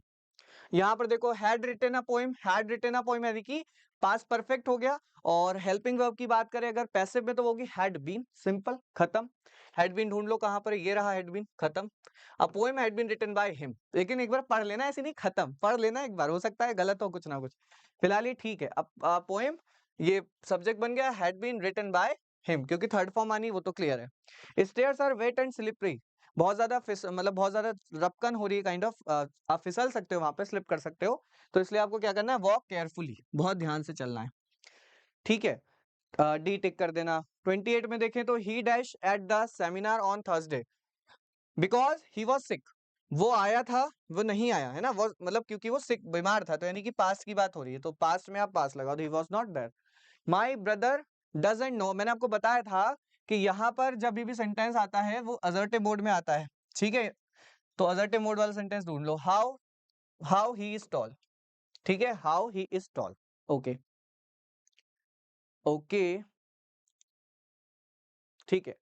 आई couldn't believe dash it look them to process many application, how long, मुझे नहीं पता, मतलब मुझे विश्वास नहीं कितना समय लगे, हाउ लॉन्ग इट टुक, कितना टाइम लग जाएगा इसको कंप्लीट करने में। फिलहाल ये पता है कि हमारा लैंग्वेज पोर्शन यहाँ कंप्लीट हो गया और अब बारी है आपकी साइंस की। तो साइंस के लिए हम बुलाएंगे आपकी गौरी मैम को, ठीक है, और फिर आप उनके साथ करोगे साइंस, ठीक, डन, बहुत बढ़िया। हेलो बच्चों, क्या हाल चाल है आप लोगों के।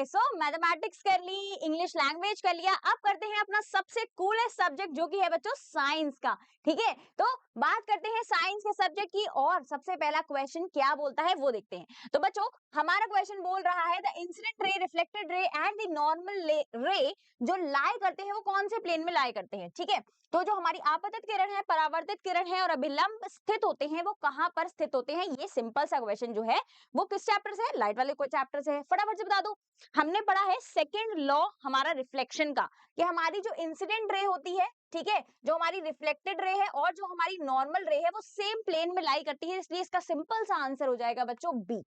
ठीक है, ओके, चलिए 67 की बात करते हैं। When light is reflected from a mirror on to another mirror, जब प्रकाश एक दर्पण से दूसरे दर्पण पर परावर्तित होता है बच्चों, तब क्या होता है। आप सबने कैलेडोस्कोप, पेरिस्कोप का कॉन्सेप्ट पढ़ा हुआ है, आप सब जानते हो कि क्या होगा। ऑब्वियसली बात है ना कि एक मिरर से अगर हमारी इंसिडेंट रे आती है और वो दूसरे मिरर पर टकराती है तो ऑब्वियसली बात है ना कि फिर से रिफ्लेक्ट हो जाएगी, because double reflection, secondary reflection हो सकता है।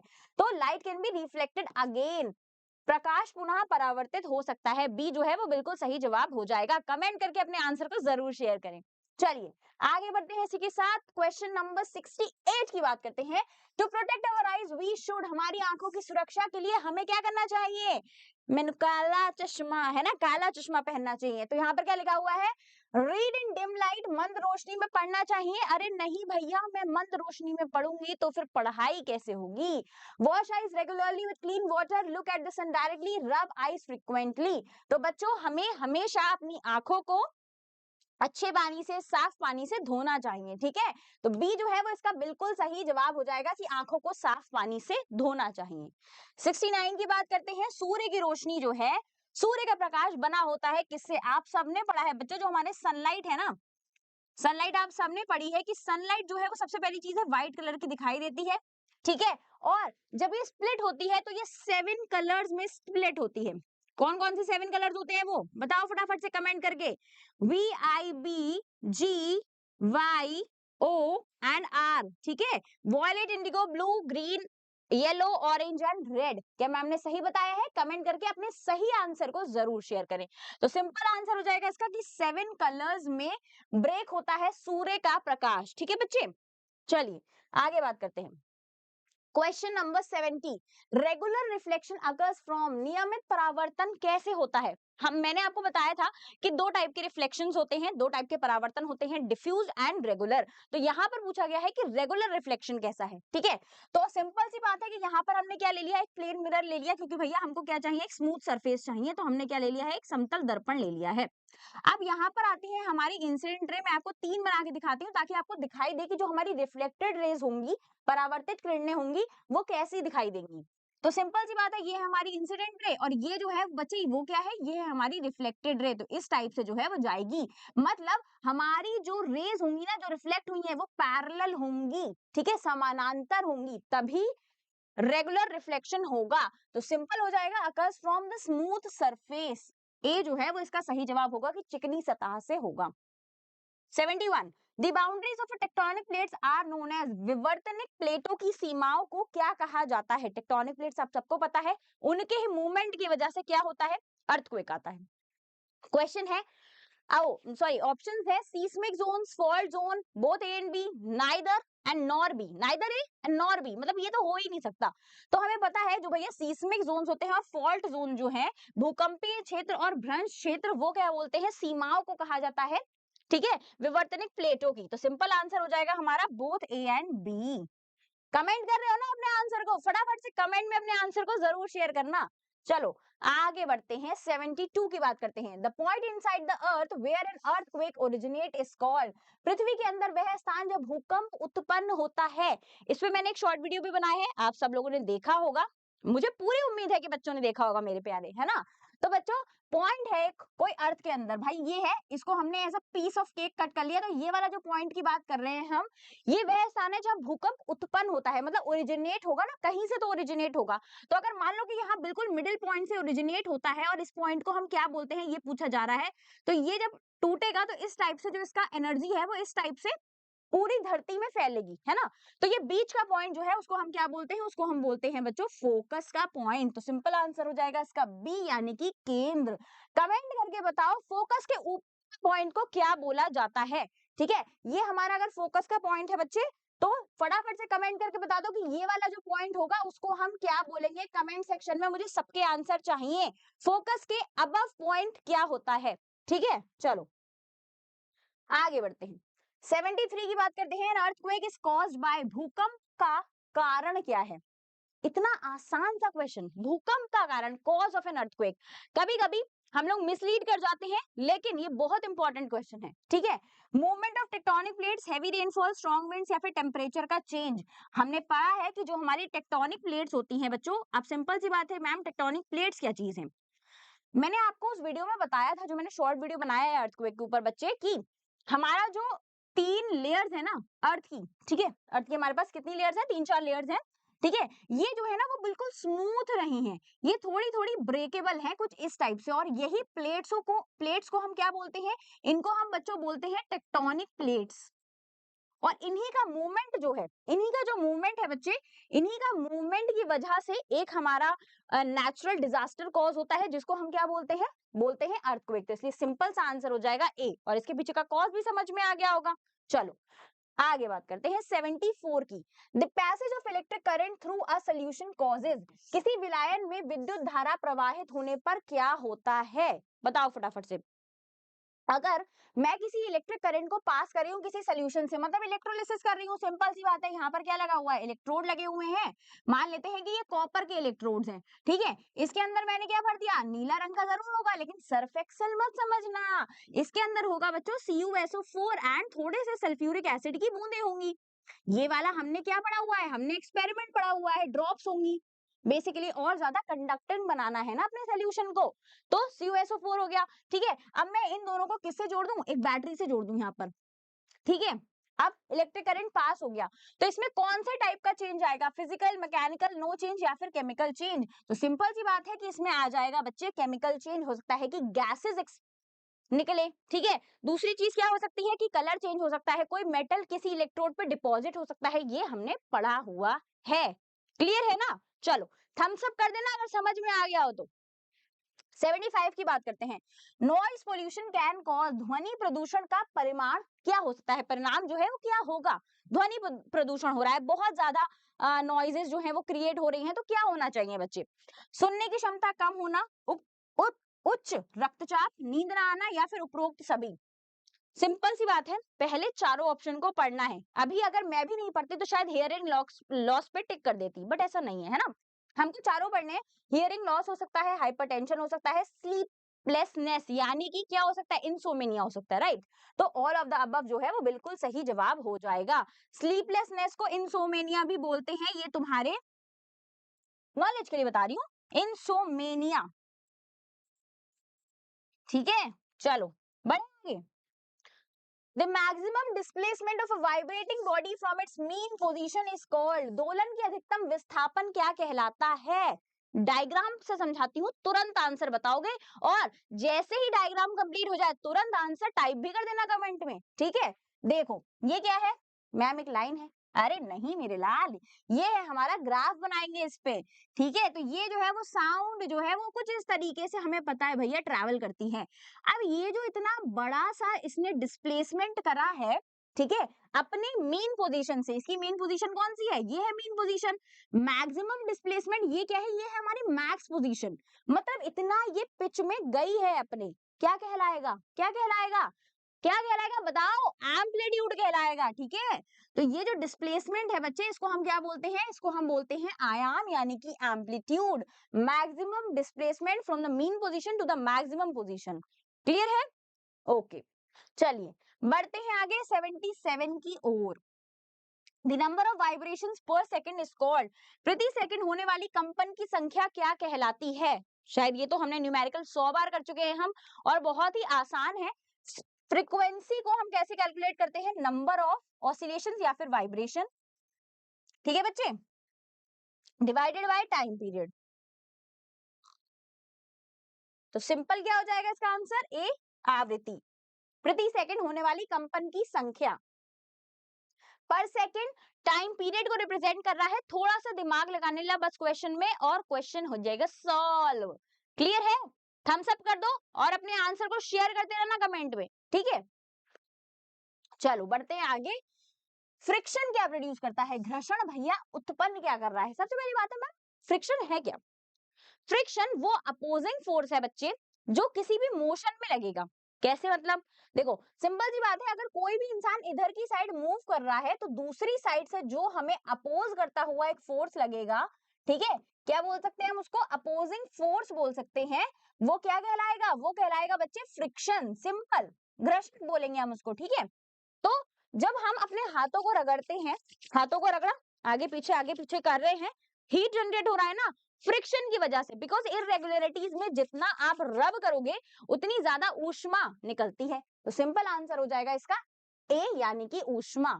चलो 79, लुढ़कन घर्षण यानी कि रोलिंग फ्रिक्शन कैसा होता है? देखो यहाँ पर हमने एक सीरीज पढ़ी थी कि सबसे ज्यादा क्या होता है? स्टैटिक फ्रिक्शन, ठीक है। स्टैटिक फ्रिक्शन का क्या मतलब है? स्थैतिक घर्षण, मतलब किसी बॉडी को रेस्ट पर है, सो रही थी, ठीक है, ऐसे मेरी तरह, फिर एकदम हमने उसको धक्का देके चलवाना स्टार्ट कर दिया। कोई इंसान सो रहा है, उसको उठा के तुमने चलवाना स्टार्ट करा, उसमें थोड़ा टाइम लगेगा, थोड़ा ज्यादा एनर्जी लगेगी, है ना, मतलब वो फ्रिक्शन ज्यादा कहलाएगा। चलो दूसरी चीज, किसी चीज को घसीटते हुए लेके जाना है, मतलब स्लाइडिंग फ्रिक्शन, है ना। अब किसी को रोल करते हुए ले जाना है तो रोलिंग फ्रिक्शन। तो सबसे लीस्ट जो है वो होता है रोलिंग फ्रिक्शन। तो सिंपल हो जाएगा कि लेस देन होता है स्लाइडिंग फ्रिक्शन से, सरकन घर्षण से कम होता है, यानी कि सर्पी घर्षण भी हम इसको बोल सकते हैं, ठीक है। क्या बोलते हैं हम इसको? सर्पी घर्षण। क्लियर है? बड़े, चलो 80, फ्रिक्शन ऑलवेज एक्ट्स, घर्षण हमेशा कार्य करता है। अभी समझाया था क्वेश्चन में, बताओ फटाफट से कमेंट करके कि क्या होना चाहिए? फ्रिक्शन एक्ट्स ऑलवेज कैसे? Opposite to the direction of motion. बिल्कुल सिंपल है, अपोजिट काम करता है डायरेक्शन ऑफ मोशन के। तो गति के विपरीत दिशा में जो काम कर रहा है उसको हम क्या बोलेंगे? उसको हम बोलेंगे घर्षण।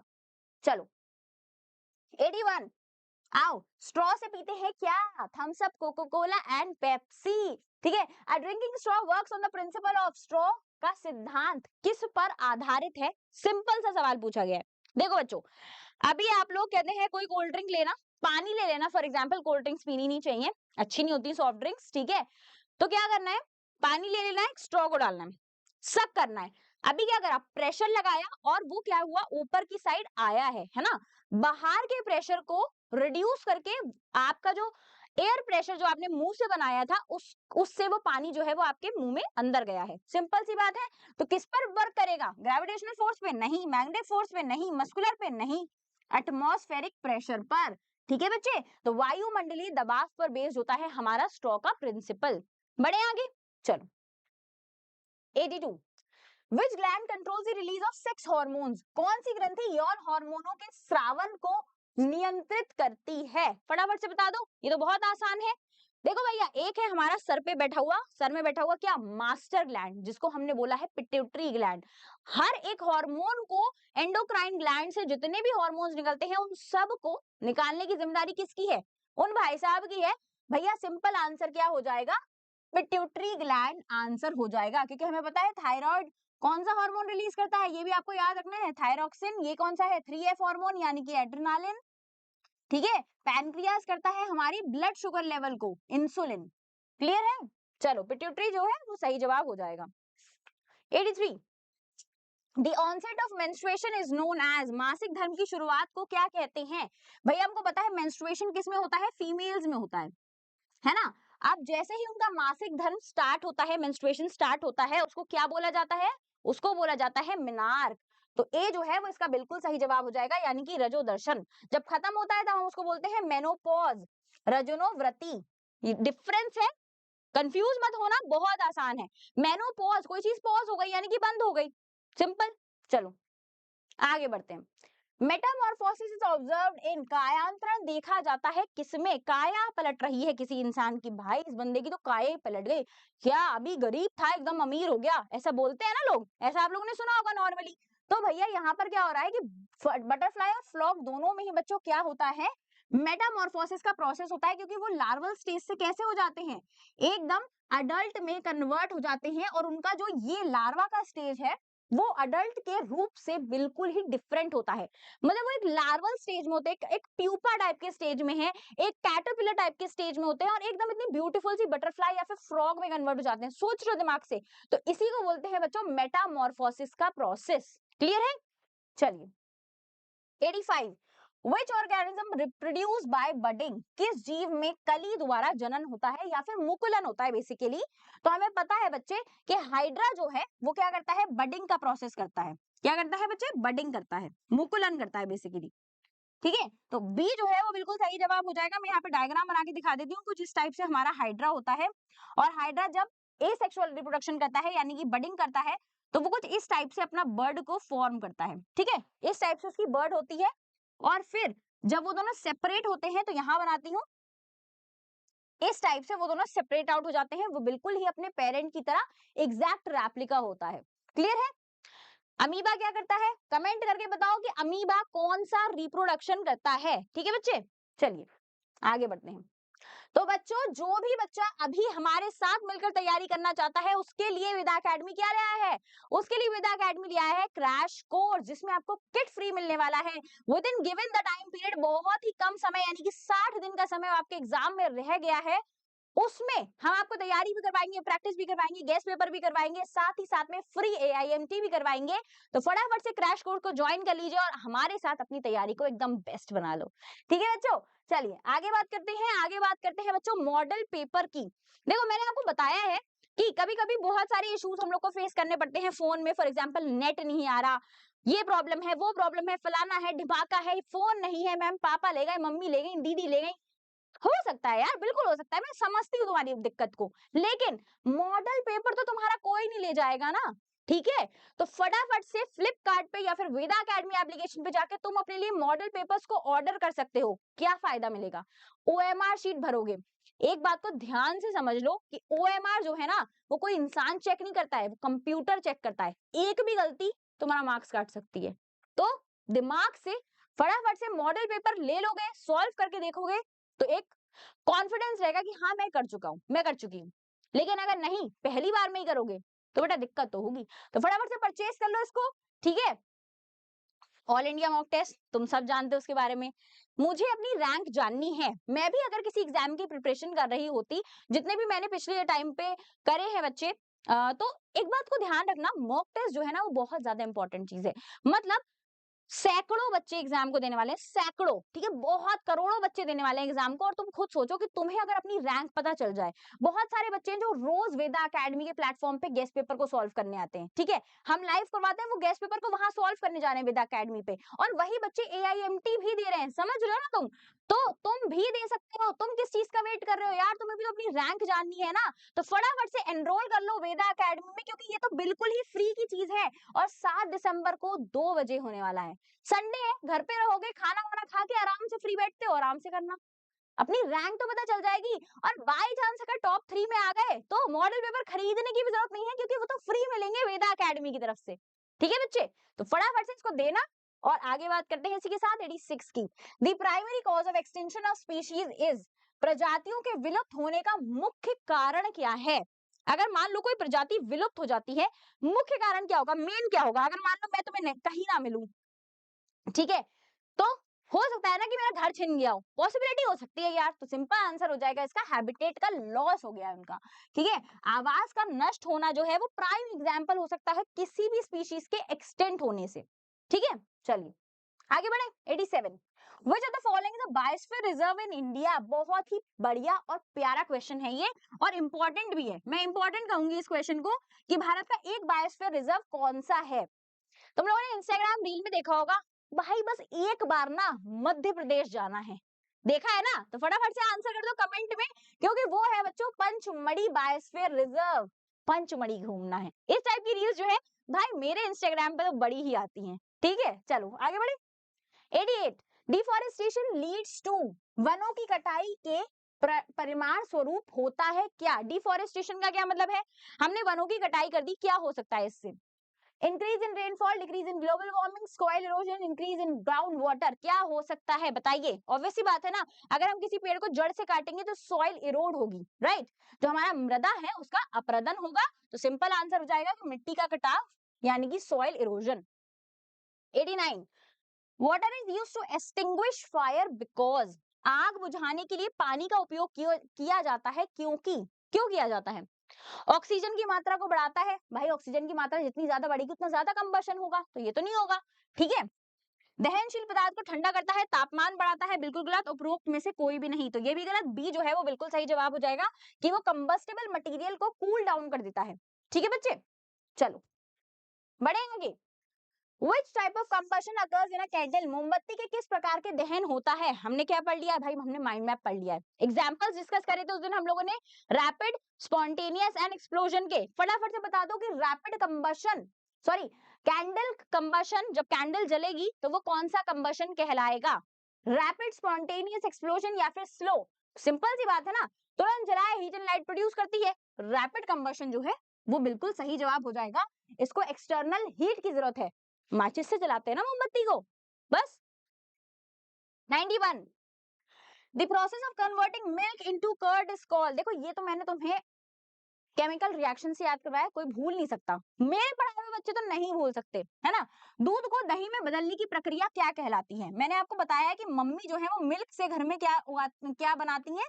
कर्ड बनाती है, यानी कि दही। मेरा फेवरेट है कर्ड। ठीक है, मिल्क में कौन सी शुगर प्रेजेंट है? लैक्टोज शुगर प्रेजेंट है, ये भी मैंने आपको बताया था, जो किस में कन्वर्ट हो जाती है? लैक्टिक एसिड में कन्वर्ट हो जाती है। ठीक है, अब ये प्रोसेस कौन सा है? लैक्टोबैसिलस के थ्रू हो रहा है, जो जीवाणु है यानी कि बैक्टीरिया है। फर्मेंटेशन है ये प्रोसेस, यानी कि किडवन। क्लियर है बच्चों? चलिए, Which of the following diseases caused by bacteria? अब ये तो तुम लोग खुद बता सकते हो, कमेंट सेक्शन में बताओ 92 का क्या आंसर होना चाहिए। मैंने तुम्हें 100 बार बताया है, माइक्रो ऑर्गेनिज्म वाली टेबल को रट लो। कौन सा ऐसा डिजीज है जो बैक्टीरिया से कॉज हो रहा है? मलेरिया प्रोटोजोआ से होता है, पोलियो वायरस से होता है, डेंगू वायरस से होता है। ठीक है, तो सिंपल आंसर हो जाएगा ट्यूबरक्लोसिस, यानी कि क्षय रोग, टीबी बोलते हैं हम इसको। ठीक है, 93 weeds compete with crops for, खरपतवार फसलों से किसके लिए प्रतिस्पर्धा करते हैं? किस चीज के लिए लड़ाई करेंगे? तुम लोग एआईएमटी देते हो, किस चीज के लिए लड़ रहे हो? जेएनवी के लिए ना, सीड चाहिए तुम्हें, सिंपल। तो वीड्स को क्या चाहिए क्रॉप से? सनलाइट चाहिए, फूड चाहिए, न्यूट्रिएंट चाहिए, पानी चाहिए, ये चाहिए, वो चाहिए, जो तुम्हें चाहिए वो मुझे चाहिए, सिंपल है ना? तो वाटर एंड न्यूट्रिएंट चाहिए, सनलाइट चाहिए, और जगह भी तो चाहिए, मैं उगूंगा कहाँ? तो सिंपल हो जाएगा D, all of the above. था आसान, लेकिन सारे ऑप्शन पढ़ने। ठीक है, चलो आगे बात करते हैं 94 की। द प्रैक्टिस ऑफ ग्रोइंग 2 और more crop simultaneously on the same field, एक ही खेत में 2 या 2 से अधिक फसलों को साथ साथ उगाने की प्रक्रिया क्या कहलाती है बच्चे? बताओ फटाफट से। एक साथ साइमल्टेनियसली उगाया है तो ऑब्वियस सी बात है ये कहलाएगा बच्चों मिक्स्ड क्रॉपिंग, यानी कि मिश्रित खेती, आधे में एक आधे में एक, ऐसा। ठीक है, 95 Which nutrients are supplied by urea to the soil? फटाफट से बता दीजिए, यूरिया मिट्टी को कौन सा पोषक तत्व प्रदान करता है? क्या होना चाहिए इसका आंसर? भाई हमको पता है नाइट्रोजन प्रोवाइड करता है सबसे ज्यादा, क्या? यूरिया। तो सी जो है वो बिल्कुल सही जवाब हो जाएगा, यानी कि नाइट्रोजन। बढ़ेंगे। Migration is done by animals to, प्रवास जानवर क्यों करते हैं? प्रवास क्यों करते हैं? एक जगह से दूसरी जगह क्यों जाते हैं? माइग्रेट क्यों करते हैं? सिंपल सी बात है, एस्केप फ्रॉम प्रेडेटर्स, अपने शिकारियों से बचने के लिए जाते हैं। Find food and favourable climate, reproduce करने के लिए, ऑल ऑफ द अबव बिल्कुल सही जवाब हो जाएगा, है ना? कमेंट करके बताते रहना अपने आंसर को। ये नहीं है कि खाली ऐसे बैठ के देख रहे हैं कि हाँ मैम सही कर रही हो, सही कर रही हो, ऐसा नहीं है, कमेंट करना है, ठीक है। 97 distilled water does not conduct electricity because it, आसुत जल विद्युत का चालन नहीं करता है बिकॉज वो है प्योरेस्ट ऑफ द प्योर, उसमें नहीं है मिनरल्स, उसमें नहीं है कुछ भी खनिज वनिज, कुछ भी नहीं है भाई उसमें, ठीक है। High resistance does not contain dissolve salt, बिल्कुल सही, प्योर है, तो बी एंड सी जो है वो बिल्कुल सही जवाब हो जाएगा। चलो, the प्यूपिल of the I control, आंख की पुतली क्या नियंत्रित करती है? जो हमारी प्यूपिल है बच्चों, मैंने आपको बताया है, पूरे डायग्राम को समझाते हुए बताया था कि जितना भी लाइट हमारी आंख के अंदर आता है वो सब कौन नियंत्रित करती है? प्यूपिल नियंत्रित करती है। तो amount of light entering the eye बिल्कुल सही जवाब हो जाएगा, ठीक है बच्चे। फटाफट से बताना कि जो हमारी आइरिस होती है उसका काम क्या होता है। 99 Which of the following is an example of spontaneous combustion? स्वतः दहन का उदाहरण क्या है? खुद आग लग गई, लगाने की जरूरत ही नहीं पड़ी। वैसे यार मजा तो आता है आग लगाने में, लेकिन अब खुद लग गई तो क्या कर सकते हैं, है ना। तो बताओ, burning of paper, burning of match stick, forest fire in summers, या फिर बर्निंग ऑफ एलपीजी। तो भैया मैंने तो नहीं देखा कि पेपर में खुद आग लग गई हो, पॉसिबिलिटी ही नहीं है ना, नहीं। बर्निंग ऑफ मैच स्टिक नहीं, एलपीजी नहीं, लेकिन फॉरेस्ट फायर जो है वो स्वतः लग सकती है। गर्मियों में जंगल में आग बहुत आसानी से लग जाती है ड्यू टू एक्सेसिव हीट, ठीक है। हो सकता है कि किसी ह्यूमन ने गलती कर दी हो इस वजह से, तो ये जो है सी जो है वो इसका सही जवाब हो जाएगा। चलिए बड़े last but not the least, ठीक है। Which type of fertilizer is made from animal waste? पशु अपशिष्ट से बनी खाद क्या कहलाती है बच्चों? फटाफट से बता दो। देखो सबसे पहली बात है एनिमल से बन रही है, यानी कि सिंपल सी मतलब है कि नेचुरल है, बिल्कुल नेचुरल है।